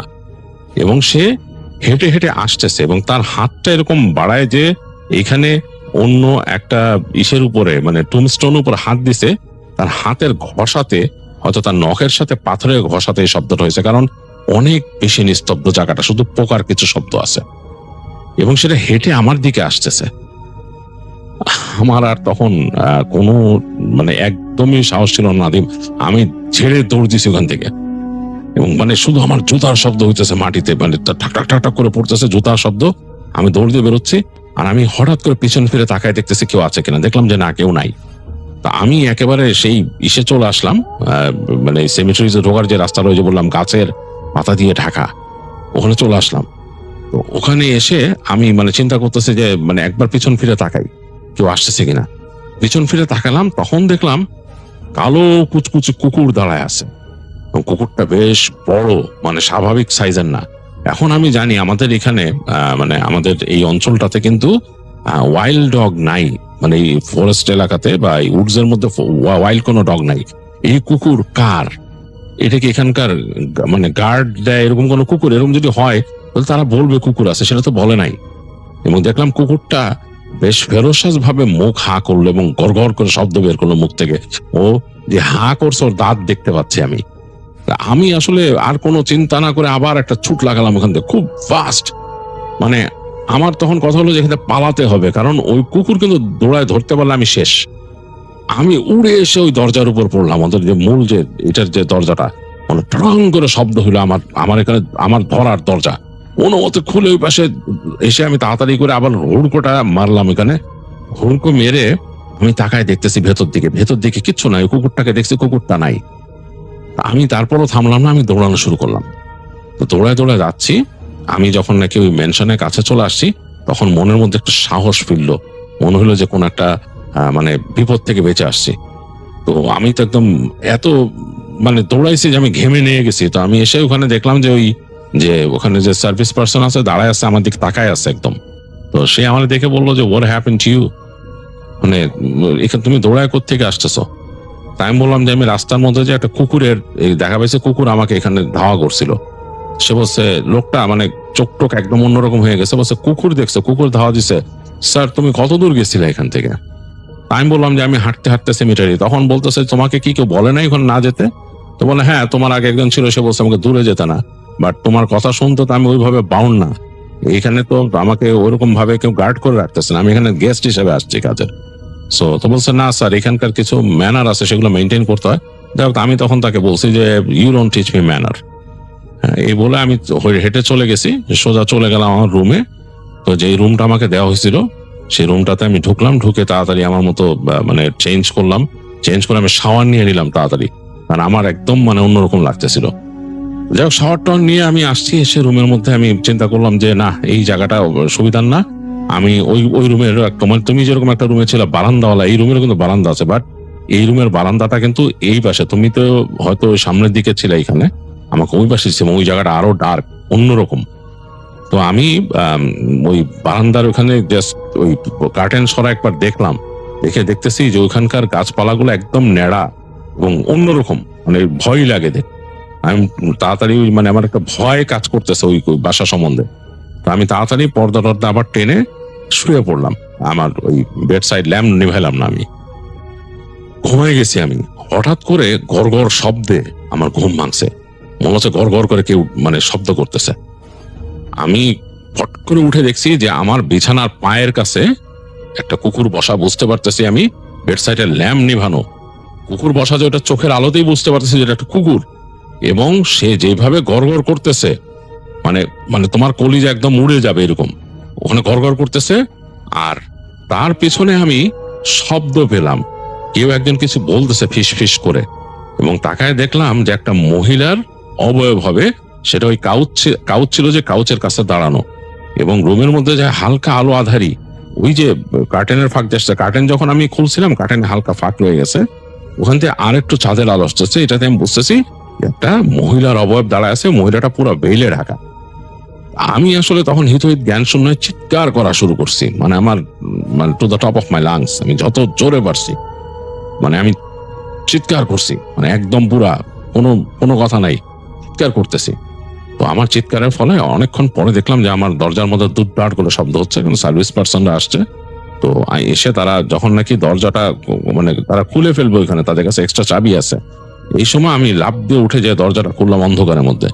দরজা খোলার সাথে সাথে রুমের যে ল্যাম্প আছে জ্বলে উঠলো, আমার বেড সাইড ল্যাম্প।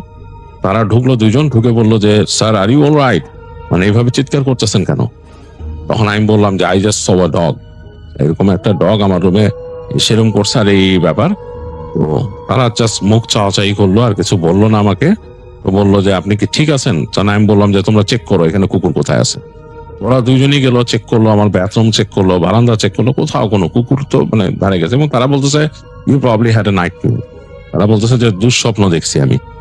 তো আমি মানে এটা মানে বিশ্বাস করতে পারি না, কারণ এই কুকুরটা আমি দেখে আসছি একটু আগে সিমিট্রিতে, এবং এখানে ছিল কিভাবে কি। যাই হোক, ওরা দুইজন চেক টেক করে বললো যে স্যার এরকম করো না, তুমি থাকো, অসুবিধা নেই। আর আমাদের একজন এখানে ডিউটিতে আছে, ঘোরাফেরা করতেছে, কোনো দরকার হলে জাস্ট তোমার ইন্টারকমে এখানে কল দিও, অথবা দরজা খুলে যদি এখানে এসে মানে ইজ এনিবডি দেয়ার বললে আমরা চলে আসবো। যাই হোক, ওরা চলে গেল। আমি তো ভয়ে কাঁপতেছি, লাইট জ্বলতেছে রুমে, তো মানে খুব অন্যরকম একটা অবস্থা, আমার প্রচন্ড ভয় লাগতেছে। আমি চিন্তা করলাম আর ঘুমাবো না। আমি উঠে বসলাম, উঠে ওদের ওই ইন্টারকমে কল দিয়ে বললাম একটা কফি দিতে। তো একটু পরে কফি নিয়ে আসলো একজন। তো যে কফি নিয়ে আসছে সে আমাকে বলতেছে যে তুমি নাকি ভয় পাইছো। যে নিয়ে আসে তিনি একজন বয়স্ক লোক, তো তিনি বলছে তুমি নাকি ভয় পাইছো। আমি বললাম যে হ্যাঁ, এরকম ব্যাপার। তো সে তখন বললো যে আমি তোমারে বলবো যে এখানে ঘটনা কি, but you have to promise me যে তুমি কারো কাছে বলবা না। তো আমি বললাম যে না, আমি বলবো না। তখন সে আমাকে বললো যে ঘটনাটা, যে আমাদের যে এখানকার যে মূল ওনার ছিল আগে, মানে এই ম্যানশনের যে মূল মালিক, মানে এখনকার যে মালিকের গ্রেট গ্র্যান্ডফাদার, সে তখন ইন্ডিয়াতে গেছিল ব্যবসার কাজে। তো তিনি ওখানে তার কাজকর্ম করছিলেন। তো একদিন তিনি একটা পার্টিতে অ্যাটেন্ড করেন, তাদের ওখানে একটা পার্টি হয়, সরকারি পার্টি ছিল। তো সেই পার্টি শেষে তিনি ব্যাক করতেছেন তার রেস্ট হাউসে। তো রাতের বেলা, গভীর রাতে, তো তিনি তার ঘোড়ার গাড়িতে উঠে দেখেন যে ওখানে একটা কেওয়াজ হচ্ছে। কি কেওয়াজ? তো সেখানে তিনি তাকাইলেন, তার ঘোড়ার গাড়িকে স্লো করতে বললেন, বলে তিনি তাকায় দেখলেন যে কিছু মানুষ এরকম একটা মেয়েকে বেঁধে নিয়ে যাচ্ছে, তাদের হাতে মশাল, এবং তারা কোথাও নিয়ে যাচ্ছে তাকে। তো তিনি জিজ্ঞেস করলেন, তার যে গাড়োয়ান তাকে জিজ্ঞেস করলেন যে এরা কই নিয়ে যাচ্ছে। বলছে এটা হচ্ছে ডাইন, তাকে ধরছে, তাকে করবে, তারা মানে ক্ষতি করবে আর কি, তাকে শেষ করে দিবে। তো তখন সেই যে আমাদের পুরনো যে ছিলেন, যে এই ফ্যামিলির যিনি ছিলেন গ্রেট গ্র্যান্ডফাদার, তিনি তখন সেখানে বলেন যে না, এটা বাধা দিতে হবে। তো তিনি তার সাথে গার্ড ছিলেন, তাদেরকে বললেন যে এদেরকে বাধা দাও। তো তারা গিয়ে ওখানে বাধা দেয়, এবং এটা নিয়ে বিশাল ওখানে সমস্যা হয়, ঝগড়াঝাটি, এটা সেটা। তো তিনি বলেন যে এটা কখনোই হতে পারে না, এটা হলে কিন্তু সমস্যা হবে, আমি এগুলা কমপ্লেন করবো। আর তখন তো কলোনিয়াল শাসন, সমস্যা হবে। তো ওইখানকার মানুষজন একটু ভয় পেল তার এই শাসন হতে, এবং তার সোলজাররা এখানেই করলো। তো বিশাল একটা মানে ঝামেলা করে তারা তিনি বললেন যে এই মহিলার নামে যদি কোনো এলিগেশন থাকে সেটা তোমরা এসে যা করবা এবং সেটা তখন ব্যবস্থা হয়, বাট একে তোমরা কোনো ক্ষতি করতে পারবা না, এভাবে এটা সম্ভব না। তো তিনি সেই মেয়েটাকে ওখান থেকে উদ্ধার করেন। সে মেয়ে ছিল খুবই সুন্দরী। তো তিনি তাকে সাথে করে নিয়ে আসেন ওইখানে তার রেস্ট হাউস এবং থাকতে দেন। এবং দেখা যায় পরদিনও তিনি সেই মেয়েকে ওখানে দেখেন এবং মেয়েটা তার সাথে কথাবার্তা বলেন খুব সাবলীল ভাবে এবং তিনি বেশ পছন্দ করেন। দেখেন মেয়েটা খুব চটপটে, অনেক কিছু পারে এবং সে ইংরেজিও জানতো কিছু। তো যাই হোক, তিনি কথা বলতে বলতে মেয়েটার প্রতি তার একটা আসলে চলে আসে, ভালোবাসা চলে আসে এবং তিনি ওই মেয়েটাকে ওখান থেকে রক্ষা করে নিয়ে আসেন, তিনি ইংল্যান্ডে নিয়ে আসেন। কিন্তু তাকে কিন্তু বলছিল ওখানকার মানুষজন, প্রায় অনেকে দেখা করে বলছিল যে আপনি কিন্তু ভালো করলেন না এই কাজটা, সে কিন্তু একটা ডাইন এবং তাদের ভাষায় অনেকে বলতো চুড়েল। হ্যাঁ, সে সমস্যা করতো। যাই হোক, সেই যে গ্রেট গ্র্যান্ডফাদার যিনি ছিলেন তিনি নিয়ে আসেন তাকে এবং এনে তাকে তিনি এই তার যে এখানকার যে মেনশন বা তার ওখানে রাখেন এবং তাকে তিনি বিয়েও করেন। তো যাই হোক, তারা এরকম চলতো, মানে খুব সুন্দরভাবেই তাদের জীবনযাপন চলতো। একবার তিনি এরকম ফাইন্ড আউট করেন যে এই মেয়েটা আসলেই উইচক্রাফট করে। তো উইচক্রাফট করে তিনি যখন মানে তাকে দেখেন যে এরকম উইচক্রাফট করে, তিনি তখন তাকে বলে যে তোমাকে তো আমি কিছু করবো না, তুমি চলে যাবো, আমার এখান থেকে আর থাকবা না। অ্যাকচুয়ালি তোমাকে আমি আবার ইন্ডিয়া পাঠাই দিব, কারণ তোমাকে আমার এখানে রাখা সম্ভব না, তোমার এখানে কেউ নাই, সুতরাং তোমাকে আমার এখানেও ছাড়া সম্ভব না। আর আমি তোমার এগুলা মেনে নিতে পারবো না। তুমি যদি আমার কাছে এখানে সবকিছু ক্ষমা চেয়ে বলো যে এই জিনিস আর করবা না, তাহলে তোমার সাথে আমি কথা বলতে পারি, এছাড়া আর বলবো না। তো যাই হোক, তিনি এরকম রাগারাগি করে চলে যায়। তো যাই হোক, পরদিন তিনি ওই দিন রাগ করে তিনি আরো ওই ইসের কাছেই যান না, সেই যে তার স্ত্রী বিয়ে করছিলেন যে তার কাছেই যান না। তো পরদিন তিনি দেখেন সকালবেলা থেকে তার স্ত্রীকে আর পান না তিনি। তো তিনি একটু মানে অবাক হন যে কই গেছে, এখানে তো তার কোনো যাওয়ার জায়গা নেই। তো সে জানতো যে এখানে তারা যেখানে থাকতো এই মেনশনটা না, কিন্তু এখান থেকে আরো ওয়েস্টে গেলে এই যে মালিকের মানে এই ফ্যামিলির আরো একটা বড় মেনশন আছে। ওই মেনশনটা এখন একদম খালি থাকে, ওটা পাহাড়ের উপরে এবং ওইটাতে জাস্ট মেইনটেইন করে রাখে। ওইটা কিন্তু বেশ হন্টেড, মানুষ ভয় পায় এখানে গেলে। যাই হোক, ওই মেনশনটায় তারা থাকতো। তো সকালবেলা তিনি যখন পান না, তিনি একটু চিন্তিত হলেন কই গেছে। তো তিনি নিজের মতো বসলেন, ওখানে বসে তিনি কফি খাচ্ছেন এবং তিনি নিজের মতো চিন্তা ভাবনা করতেছেন যে তার এগুলা কি হলো। মানে তিনি কিন্তু ওই মেয়েকে খুব ভালোবেসে ফেলছিলেন। এর মধ্যে তার ওখানকার দু একজন কর্মচারী ছুটে আসলো, এসে বলল যে আপনি আসেন, তাড়াতাড়ি দেখে যান। তিনি তাদের বললেন যে কি ব্যাপার, তোমরা এত ব্যতিব্যস্ত কেন, কি হয়েছে? তো তারা জাস্ট মাথা নিচে করে বলছে আপনি আসেন। তো তখন উনি বেরোলেন এখান থেকে এবং বের হয়ে তিনি তাদের সাথে গেলেন। তো গিয়ে দেখলেন যে সেই যে পাহাড়ের একটা অংশ ছিল উঁচু, তার থেকে নিচে অংশটা বেশ নিচু।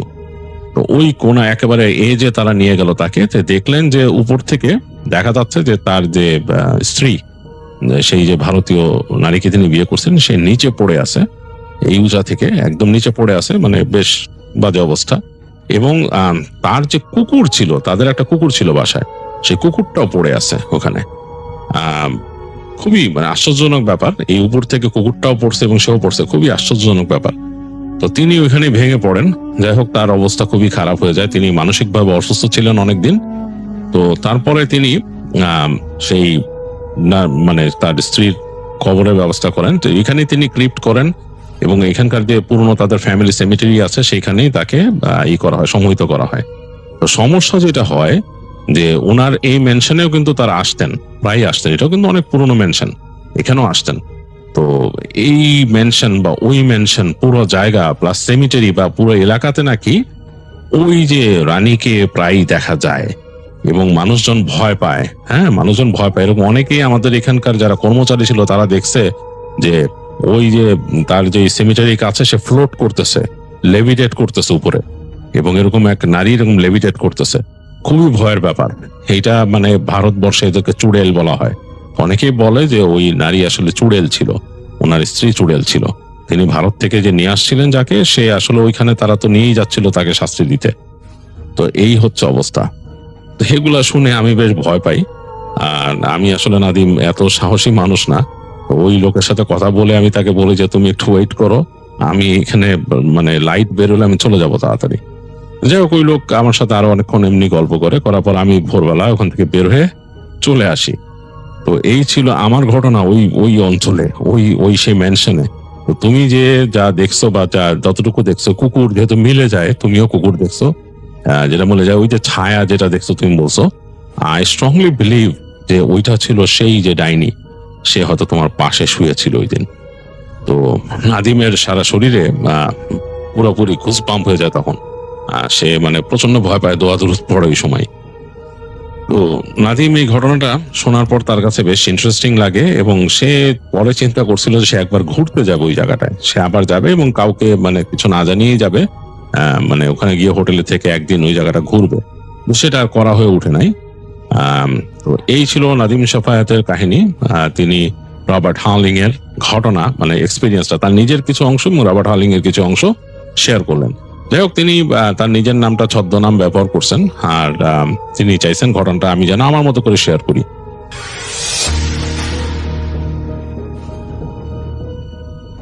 আসসালামু আলাইকুম লিসনার্স, রিয়াদ ফেরদৌস বলছি। আশা করি সবাই ভালো আছেন, ইনশাআল্লাহ ভালো থাকবেন। আজকে আমি যে ঘটনাটি শেয়ার করব, ঘটনাটি আমাকে দিয়েছেন মোহাম্মদ এখলাস শেখ বাপ্পি। উনি রাজশাহী জেলার বাগা থেকে ঘটনাটি পাঠিয়েছেন। তো আজকে যে ঘটনাটি শেয়ার করতে যাচ্ছি, সেই ঘটনাটি আসলে ওনাদের কালীগ্রামে একটি ঘটনা। ঘটনাটি কোনো একজনের সাথে ঘটে যাওয়া কোনো ঘটনা নয়, ঘটনাটি একটি গ্রামকে কেন্দ্র করে ঘটনা। তো যাকে নিয়ে ঘটনাটি ঘটেছিল তার নাম হচ্ছে আনোয়ারা বেগম, সবাই তাকে গ্রামের বুড়ি দাদি বলে ডাকতো। তো মূল ঘটনায় আসা যাক। তখন সময় 1998 সাল। আপনারা অনেকেই জানেন যে 1998 সালে বাংলাদেশে খুব ব্যাপক পরিমাণে বন্যা হয়েছিল। বাংলাদেশের অনেক জায়গাতে এরকম বন্যার পানি সেই সময় এসেছিল। তো ওনাদের গ্রামটি যেহেতু পদ্মা নদীর পাশের একটি গ্রাম, তখন ওনাদের গ্রামটি অনেক নিচু ছিল এবং সৌরক্ষা বাঁধ যেটা ছিল সেটা তখন ছিল না। তো বন্যার পানি ওনাদের গ্রামে ঢুকে পড়ে। ওনাদের গ্রামে সে সময় একটি বাড়িও নাই যে এখানে পানি ঢুকেনি। তো যাই হোক, মূল ঘটনায় চলে যাই। যে বুড়ি দাদি ছিলেন, উনি বুড়ি দাদির ব্যাপারে বলতে গেলে যেটা বলতে হয় সেটা হচ্ছে উনি বিধবা ছিলেন। ওনার অনেক আগে হাজবেন্ড মারা গিয়েছিল এবং ওনার কোনো ছেলে মেয়ে ছিল না, এবং ওনার বয়স ছিল 98 সালের দিকে 60-65 মতন। তো তিনি খাবারের চাহিদা মেটানোর জন্য বিভিন্ন এলাকায় ঘুরতেন, অনেকের কাছে ভিক্ষা চাইতেন এবং দিন শেষে যা পেতেন সেটা নিয়ে বাজারে যেতেন। এবং ওনার বাসার পাশে ছিল একটি বড় আম গাছ। সেই আম গাছের অনেক বড় বিশাল একটা বাগান, আম বাগান। তো সেই বাগানে কিছু অংশ এখনো আছে। তো সেই বুড়ি দাদি সেই বাগান থেকে লাকড়ি সংগ্রহ করতেন এবং রাত্রেবেলা রান্না করতেন। তো ওনার জীবনের ঘটনাটা ছিল প্রায় সেমই টাইপের। উনি সকালবেলা যেতেন, ভিক্ষা করতেন এবং যেটা পেতেন সেটা দিয়ে সন্ধ্যার পরে বাজারে যেতেন এবং রাত্রেবেলা রান্না করতেন। এভাবেই চলতো তার জীবন। তো 1998 সালের বন্যায় খুব বাজে অবস্থা হয় তাদের গ্রামে। তো সেই বুড়ি দাদির বাসে ঘরেও পানি ওঠে। তো সেই বুড়ি দাদি ঘর থেকে সেই সময় বেরোতে পারতেন না। গ্রামের মানুষজন বা পৌরসভার পক্ষ থেকে কোনো সাহায্য আসলে তিনি খেতেন, না হলে খেতেন না। এইভাবে প্রায় অনেক দিন কেটে যায়। তো বুড়ি দাদি ঘর থেকে বের হয় না। তো একসময় অনেকে মিলে ওনার বাসায় যায়, দেখে যে ঘরের ভিতরে কেউ নেই। কিন্তু ওনার বাড়ি একটু নিচু হওয়ার কারণে ওনার ঘরে খুব বাজেভাবে পানি ঢুকেছিল এবং অন্যান্য বাসার চাইতে ওনার বাসার অবস্থা খুব বেশি খারাপ ছিল। তো যাই হোক, সবাই যখন ওনার বাসায় যায় ওনাকে না পেয়ে মনে করে যে হয়তো বুড়ি দাদি খাবারের জন্য অন্য কোথাও চলে গেছে। বিষয়টিকে সবাই স্বাভাবিকভাবেই নেয়, কিন্তু আসলে বুড়ি দাদি অনেকদিন খাবার না খেয়ে থাকার কারণে অনেক দুর্বল হয়ে যায়। উনি ঘর থেকে একসময় বেরোতে না পাওয়ার কারণে একসময় উনি ঘরের মধ্যেই মারা যায়, কিন্তু এটা গ্রামের কেউই জানতো না। তো অনেক সময় কেটে যায়, একটা সময় বন্যার পানিও শুকিয়ে যায়। তো অনেক দিন তো এভাবে অনেক সময় পার হয়ে যায়। তো ওনাদের গ্রামে একজন পাগল ছিল, ওনাকে সবাই পাগল বলতো। ওনার নাম ছিল ঝুরু পাগল।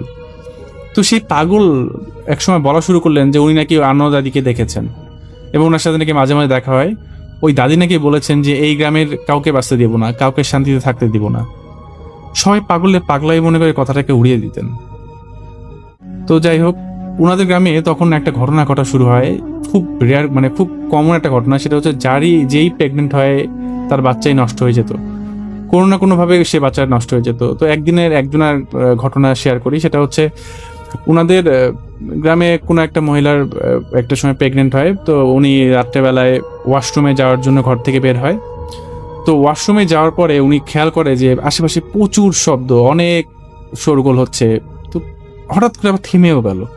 তো উনি ওয়াশরুম থেকে বাইরে বের হয়। বাইরে বের হওয়ার পরে উনি, অন্ধকার ছিল রাত্রেবেলায়, তো উনি সেই প্রেগনেন্ট মহিলাটা খেয়াল করে যে হাঁটার একটা শব্দ, মানে শুকনা পাতার উপরে কেউ হাঁটলে যেরকম শব্দ এরকম শব্দ। এবং একটু পরে উনি খেয়াল করেন যে দূর থেকে একটা বয়স্ক মহিলা তার দিকে এগিয়ে আসছে।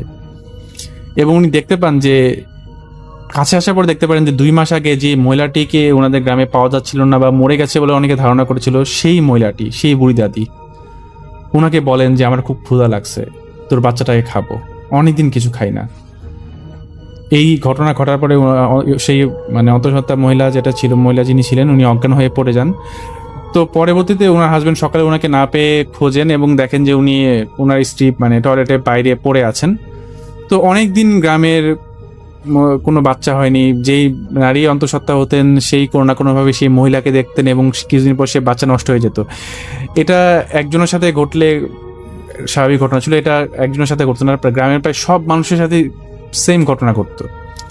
যখনই কেউ অন্তঃসত্ত্বা হতো সেই বুড়ি মহিলাকে দেখতো এবং তার বাচ্চাটা কোনো না কোনোভাবে নষ্ট হয়ে যেত। তো গ্রামের মানুষজন ঠিক করে যে এটা একটা সমাধান করতে হবে। তো তারা একজন কবিরাজের কাছে যান। তো কবিরাজকে ওনারা নিয়ে আসেন ওনাদের গ্রামে। তো কবিরাজ বলেন যে আপনাদের গ্রামে একটা খারাপ জিনের নজর পড়ছে, তো আপনাদের গ্রামটিকে আমি বন্ধ করে দিব। তো কবিরাজ তার পন্থায় যে বিভিন্নভাবে সে গ্রামটিকে বন্ধ করে দেয়। এরপরে প্রায় 2 বছর কি 2.5 বছরের মতো সময়ে কোনো সমস্যা হয়নি, সবকিছু ঠিকই ছিল। ঠিক 2-2.5 বছর পর 1998 সালের তো একটা সময়ে ওনার যাদের মানে ওই 2 বছরের মধ্যে যাদের বাচ্চা জন্ম নিয়েছিল তার মধ্যে সেই বাচ্চাগুলোর সাথে অস্বাভাবিক ঘটনা ঘটা শুরু হতে থাকে। যিনি ঘটনা শেয়ার করেছিলেন ওনার চাচির একটা মেয়ে সন্তান হয় ওই সময়। তো ওনাদের পরিবারে অনেকদিন পরে বাচ্চা পেয়ে সবাই খুশি। তো একদিন ওনার চাচি দুপুরবেলায় ওনার রান্নাঘরে রান্না করছেন এবং ওনার বাচ্চাকে ওনার রুমে শুয়ে রেখে এসেছেন। তো উনি যখন রান্না করছেন তখন উনি খেয়াল করেন যে ওনার রুমে মনে হয় কেউ গেল, মানে একটা শব্দ পেলেন উনি গেট খোলার। তো কিছুক্ষণ পরে উনি শুনেন যে ওনার বাচ্চা প্রচন্ড কাঁদছে। তো ওনার বাচ্চা খুব ভয়াবহভাবে কাঁদছিল। তখন উনি কাজ ফেলে ওনার রুমে গেলেন, দেখলেন যে বাচ্চার পেটের অংশটা রক্তাক্ত এবং খুব বাজেভাবে ব্লিডিং হচ্ছে এবং একটা মানে প্রচুর রক্ত পড়ছে এবং একটা সময় ওনার বাচ্চাটা মারা যায়। এরপর থেকে ওনাদের অবস্থা খুব খারাপ হয়ে যায়, কারণ ওনাদের পরিবারে অনেকদিন পরে একটা বাচ্চা আসে, সেও মারা যায়। এভাবে গ্রামের প্রায় কয়েকটি বাচ্চার নির্মম মৃত্যু হলো এবং শেষে যে বাচ্চাটি মারা যায় সে সম্পর্কে যে ঘটনা বলেছেন তার সম্পর্কে ওনার চাচা হন। তো ঘটনার দিন উনি বাইরে থেকে ঘরে ঢুকে দেখেন যে ওনার বাচ্চা যে ঘরে শুয়ে আছেন সেই ঘরে একটা বুড়ি মহিলা ওনার বাচ্চার মধ্যে পেটের মধ্যে কেমন জানি হাত দিচ্ছেন। তো ঘটনা দেখার পরে সেই চাচা অনেক জোরে চিৎকার করেন এবং আশেপাশে মানুষজন জড়ো হয়ে যান, এবং আশেপাশে মানুষজন সব কিছু খুলে বলেন। ওনার বাচ্চাটিও এভাবে মারা যায়। তো যাই হোক, গ্রামের চেয়ারম্যান সহ সবাই মিলে একটি মিটিং করেন যে সেই মহিলাটাকে ধরতে হবে বা যেভাবে হোক এই সমস্যার সমাধান করতে হবে। তো সেই গ্রামের চেয়ারম্যান যিনি ছিলেন উনি 10-12-15 জনের একটি দল গঠন করেন যারা যুবক ছিল এবং সেই সময় শক্ত ছিল, তাদেরকে নিয়ে একটি দল গঠন করেন। তো এবং উনি আরেকটি সিদ্ধান্ত নেন যে যাদের ছোট বাচ্চা আছে, নাবালক বাচ্চা আছে, তারা সবাই চেয়ারম্যান সাহেব যিনি আছেন তার বাসাতেই থাকবেন। তো যতদিন পর্যন্ত ঘটনার কোনো সুরাহা না হয় ততদিন পর্যন্ত সেই বাচ্চা সহ মারা তার ঘরেই থাকবেন। এবং 10-15 জন যে সদস্য তা তৈরি করেছিলেন তারা সবাই পুরো গ্রামটাকে পাহারা দিবেন রাত্রেবেলায়। তো যাই হোক, এইভাবে সময় কাটতে থাকে। ওনাদের গ্রামে যে প্রায় ঘটনা ঘটতো তা না, মাঝে মাঝে এই ঘটনাগুলো ঘটতো। তো অনেকগুলো বাচ্চা এইভাবে মারা গিয়েছিল। তো যাই হোক, সবাই ঠিক মতো পাহারা দিচ্ছেন, গ্রামের চেয়ারম্যান যেভাবে সিদ্ধান্ত নেন। তো একদিন উনি খেয়াল করেন যে ঠিক ঘটনার সিদ্ধান্ত নেওয়ার ঠিক 7 দিন পরে তো হঠাৎ করে সবাই করছিলেন, ওনাদের মধ্যে ওনারা একটি সিক্রেটলি বলেছিলেন যে কেউ যদি কোনো কিছু দেখে তো ওনাদের কাছে একটা বাঁশির মতো ছিল, সেটা দিয়ে শব্দ করবে। সেই শব্দগুলো সবাই বুঝতে পারবেন যে কোনো কিছু ঘটনা ঘটছে। তো যাই হোক, সেই ঘটনা সেই মিটিংটার 7 থেকে 10 দিন পর গ্রামের সবাই যখন 10-15 জন যখন এরকম গ্রামের বিভিন্ন জায়গাতে ছড়িয়ে ছিটে আছে, পাহারা দিচ্ছে, তো খেয়াল করে যে রাত 12টা কি 1টার দিকে একটা বয়স্ক মানুষ কুজো হয়ে আছে, তার হাতে একটা লাঠির মতন, সে হেঁটে হেঁটে তার সেই চেয়ারম্যানের বাসার দিকে ঢোকার চেষ্টা করছে। তো হঠাৎ করে তখন একজন বাঁশি দেয় এবং সবাই সজাগ হয়ে যায় যে আসলে কোনো না কোনো ঘটনা হয়তো ঘটছে। তো হঠাৎ করে একটা দমকা হাওয়া আসে এবং সবাই পড়ে যায় ওখান থেকে। এবং বুড়ি মহিলাটা সেই ঘরে ঢোকার পরে যে ঘরে বাচ্চা ছিল, বাচ্চা সহ মা শুয়েছিল, সে কোনো একটা বাচ্চার দিকে যখন যাবে, এমন সময় যে মহিলাটি ছিল, মহিলাটি ঘুম ভেঙে যায় এবং উনি চিৎকার করে ওঠেন। গ্রামের সবাই যেহেতু বড় একটা রুমের মধ্যেই ছিল, তো সবাই উঠে পড়েন এবং সবাই দেখেন যে একটা বয়স্ক মহিলার মতন কেমন জানি মিলিয়ে গেল। তো যাই হোক, এভাবেই সকালবেলায় চেয়ারম্যান সাহেব সেই যারা গার্ড দিত আর কি 10-15 জন, তাদের সবাইকে ডাকলেন, জিজ্ঞাসা করলেন যে কি হয়েছিল। তারা কোনো কিছু বলতে পারলো না, কারণ তারা সবাই একসাথে কিন্তু বেহুশ হয়ে গিয়েছিল। তো যাই হোক, চেয়ারম্যান সাহেব সিদ্ধান্ত নিলেন যে ঘটনার একটি সমাধান করতে হবে, যেভাবে হোক, আশেপাশে কবিরাজ হোক, হুজুর হোক, যেভাবেই হোক সমস্যার সমাধান করতে হবে। ওনারা সবাই মিটিং করছেন গ্রামে। তো মিটিংয়ের মধ্যে হঠাৎ করে দেখেন যে ওনাদের একটা বয়স্ক মানুষ, দাড়ি বড়, কাপড় চোপড় সব ছেঁড়া এবং নোংরা, হঠাৎ করে তাদের মিটিংয়ে আসলেন। হঠাৎ করে যাদেরকে গ্রামের মানুষজন কখনো দেখেনি যে লোকটাকে। তো সেই লোকটা এসে বললেন যে আমি আপনাদের সমস্যার সমাধান করতে পারবো। তো উনি বললেন যে আমাকে এর জন্য আপনাদের কিছু করতে হবে। তাহলে উনি বললেন, গ্রামের লোকজন বলে যে হ্যাঁ ঠিক আছে, আমরা রাজি আছি, কি করতে হবে। তো উনি সেই বয়স্ক লোকটি বললেন, নোংরা কাপড় চোপড় পরা সেই লোকটি, যে আমাকে একটি নামাজি খুব ভালো চরিত্রের একটা মেয়েকে নিয়ে আসতে হবে, যার মধ্যে আমি সেই অশরীরীকে হাজির করব। তো যাই হোক, ওনারা সবাই বললেন যে ঠিক আছে, আপনি ব্যবস্থা করেন, আপনি যেটা চাচ্ছেন সেটা ব্যবস্থা আমরা করব। যাই হোক, ওনারা একটি মেয়েকে জোগাড় করেন, নামাজি একটি মেয়েকে ওনারা পান। তো সেই মেয়েটিকে উনি সেই বয়স্ক লোকটি বসান এবং মেয়েটিকে বলেন যে কি অপরাধ করেছে গ্রামের বাচ্চাটা, যার জন্য তুমি এত ক্ষতি করছো, এত জঘন্য অপরাধ করছো। তখন সেই মেয়েটির ভিতর থেকে সে একটি অন্যরকম আওয়াজ, ভয়েসটা চেঞ্জ হয়ে যায় মেয়েটার, এবং বলে যে 1998 সালে যে বন্যা হয়েছিল, তখন তোমরা কেউ আমার খোঁজ খবর নাও নাই, আমি না খেয়ে মারা গেছি। আমি যখন না খেয়ে খুব বাজে অবস্থা ছিলাম, তখনও তোমরা কেউ খোঁজ নাও নাই, আমার লাশের কবরও জানাজাও হয় নাই, আমার সাথে এমন অত্যাচার হয়েছে, আমি তাই তোমাদের গ্রামের কাউকে ভালোভাবে থাকতে দিব না। তখন সেই লোকটি বলে যে কি করলে তুমি শান্তি পাবা, বা কি করলে তোমার আত্মা শান্তি পাবে। তখন সেই মেয়েটি ভয়েসে অশরীরটি বলেন যে আমার লাশটি এখনো ওই ঘরের মধ্যেই চাপা পড়ে আছে, লাশটিকে তুলো, জানাজা পড়াও, কবর দাও, তাহলে আমি শান্তি পাবো। তো যাই হোক, গ্রামের লোকজন সেই বুড়ি মহিলার সেই গ্রামে ঘরে গেলেন। ঘরটি তখন যেহেতু কাঁচা আধা ভাঙা ঘর ছিল, তো মাটি খুললেন, মাটি খোঁড়ার পর দেখলেন যে আসলেই হাড়গোড় পাওয়া যাচ্ছে। তো ওনারা সেই লাশটিকে যেভাবে হোক ধোয়ালেন এবং জানাজা পড়ালেন। জানাজা পড়ানোর পরে স্বাভাবিকভাবে কবর দিলেন, কবর জিয়ারত করলেন, এবং এরপরে যেই লোকটি ছিল ওই লোকটিকে ওনারা বললেন যে আমরা তো সবকিছু করেছি। লোকটা বলেন যে আশা করি আপনাদের আর কোনো সমস্যা হবে না। তো যাই হোক, আপনারা এখন আপাতত যেভাবে জীবনযাপন করছিলেন ওইভাবে জীবনযাপন করতে থাকুন, আশা করি আল্লাহর রহমতে আর কোনো সমস্যা হবে না। তো পরবর্তীতে ওই লোকটিকে ওনারা সন্ধান করেন, কিন্তু ওই লোকটির আর কোনো হদিস তারা পান না, এবং ওনাদের গ্রামে যে সমস্যাটা ছিল ওই সমস্যাটা পুরোপুরি দূর হয়ে যায়। পরবর্তীতে গ্রামে আর কোনো সমস্যা হয় না। তো এটাই ছিল আজকের ঘটনা। ধন্যবাদ সবাইকে।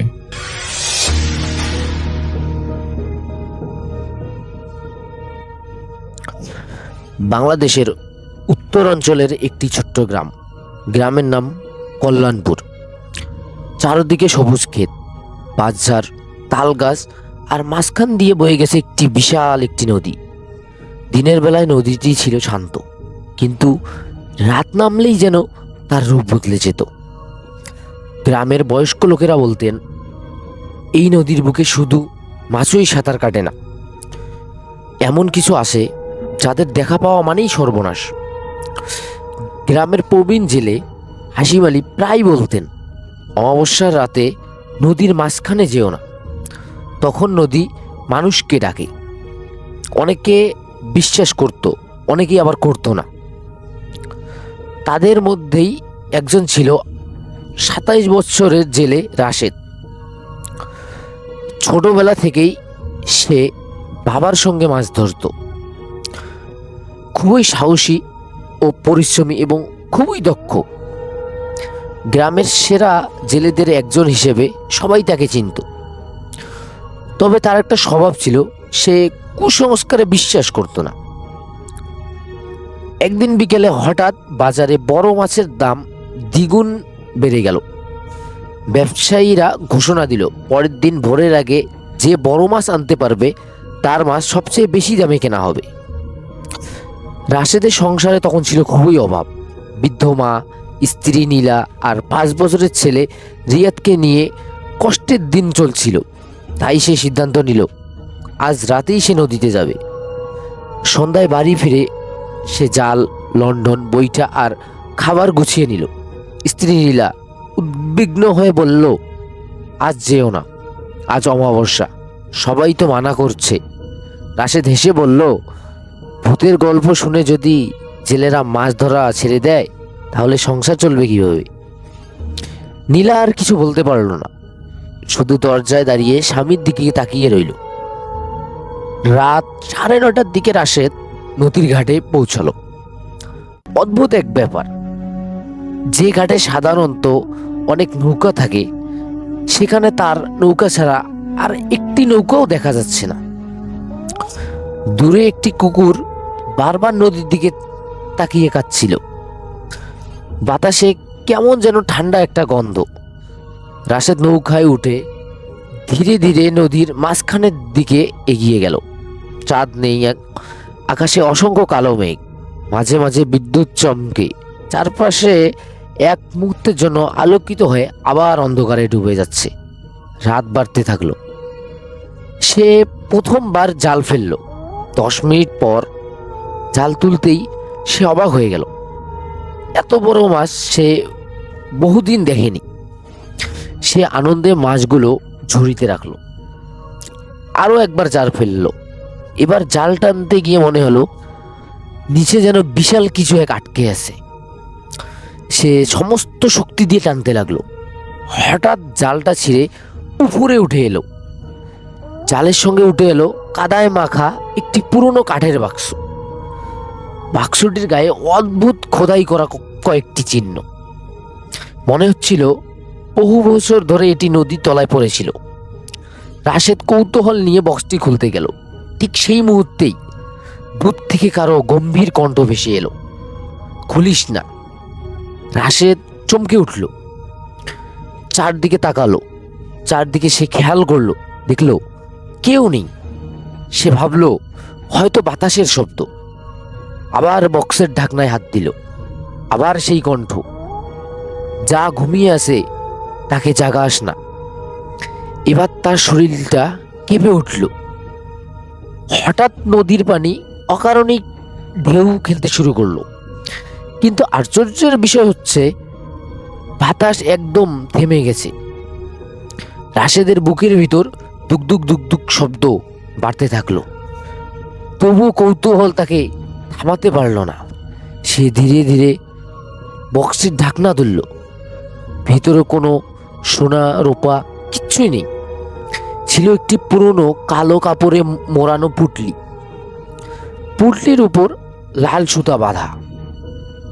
রাশেদ সুতো খুলতেই নদীর পাশে যেন একসঙ্গে শত শত কাক চিৎকার করে উঠল, কা কা কা। সেই সঙ্গে লন্ডনের আগুন নিচ থেকেই নিভে গেল। চারদিকে ঘন অন্ধকার ডুবে গেল। রাশেদ তাড়াতাড়ি দেশলাই জ্বালাতে লাগলো, কিন্তু যতবার কাঠি ঘষে ততবারই আগুন জ্বলে, সঙ্গে সঙ্গে আবার নিভে যায়। ঠিক তখনই তার নৌকার পেছনে কেউ যেন ধীরে ধীরে উঠে দাঁড়ালো। কাঠের তক্তা কেঁপে উঠল। রাশেদের হাত পা ঠান্ডা হয়ে গেল। সে সাহস করে ধীরে ধীরে পিছনের দিকে তাকাতে শুরু করলো।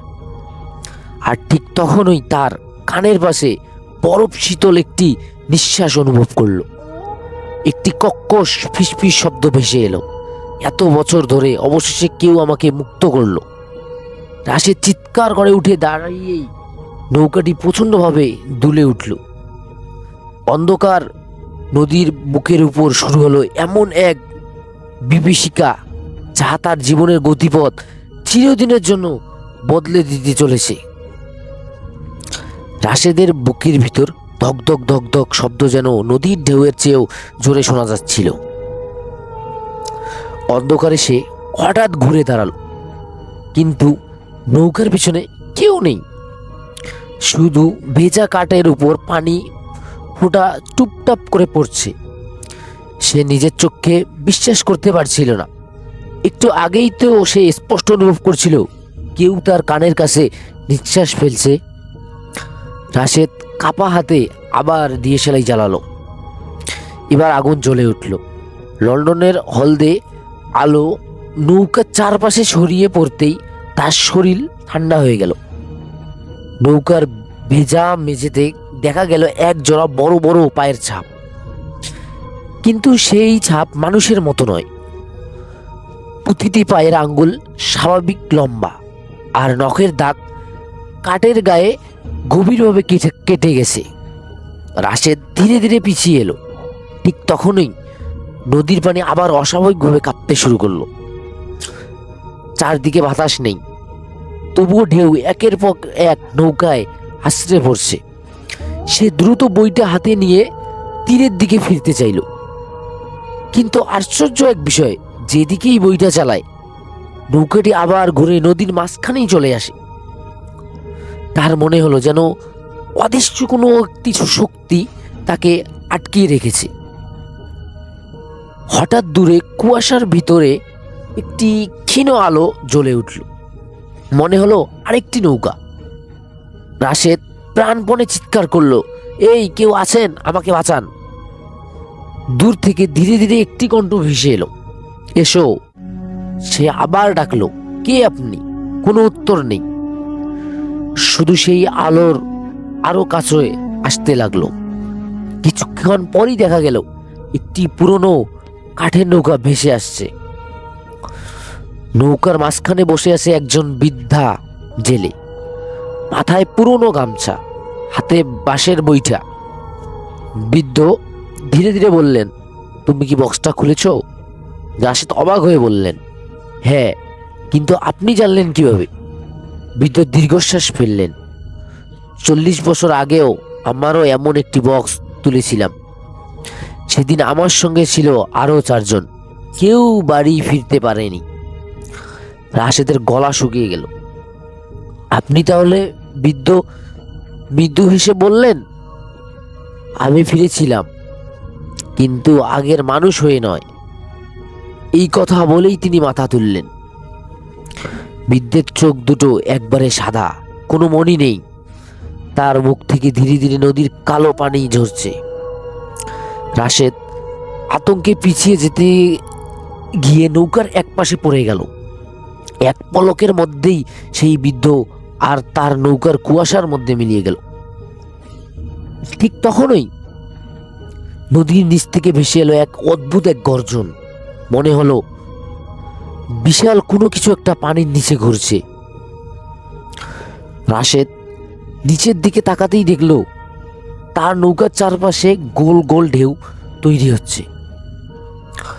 হঠাৎ পানির ভেতর থেকে একটি কালো হাত বেরিয়ে এলো, তারপর আরেকটি, তারপর আরো অনেকগুলো, ডজন ডজন কলসার হাত নৌকার কিনারা ধরে টানতে শুরু করলো। রাশেদ বৈঠে দিয়ে একের পর এক আঘাত করতে লাগলো। প্রতিবার আঘাত করলেই হাতগুলো পানির নিচে মিলিয়ে যায়, কিন্তু কয়েক সেকেন্ড পর আবার ফিরে আসে। তার শ্বাস দ্রুত হয়ে উঠল। হঠাৎ নৌকার মাঝখানে রাখা সেই কালো কাপড়ে মোড়ানো পুটলিটি নিজে থেকেই নড়তে শুরু করল।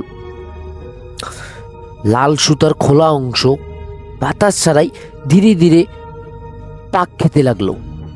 পুটলির ভেতর থেকে ক্ষীণ শিশুর কান্নার মতো শব্দ শোনা গেল, আ আ।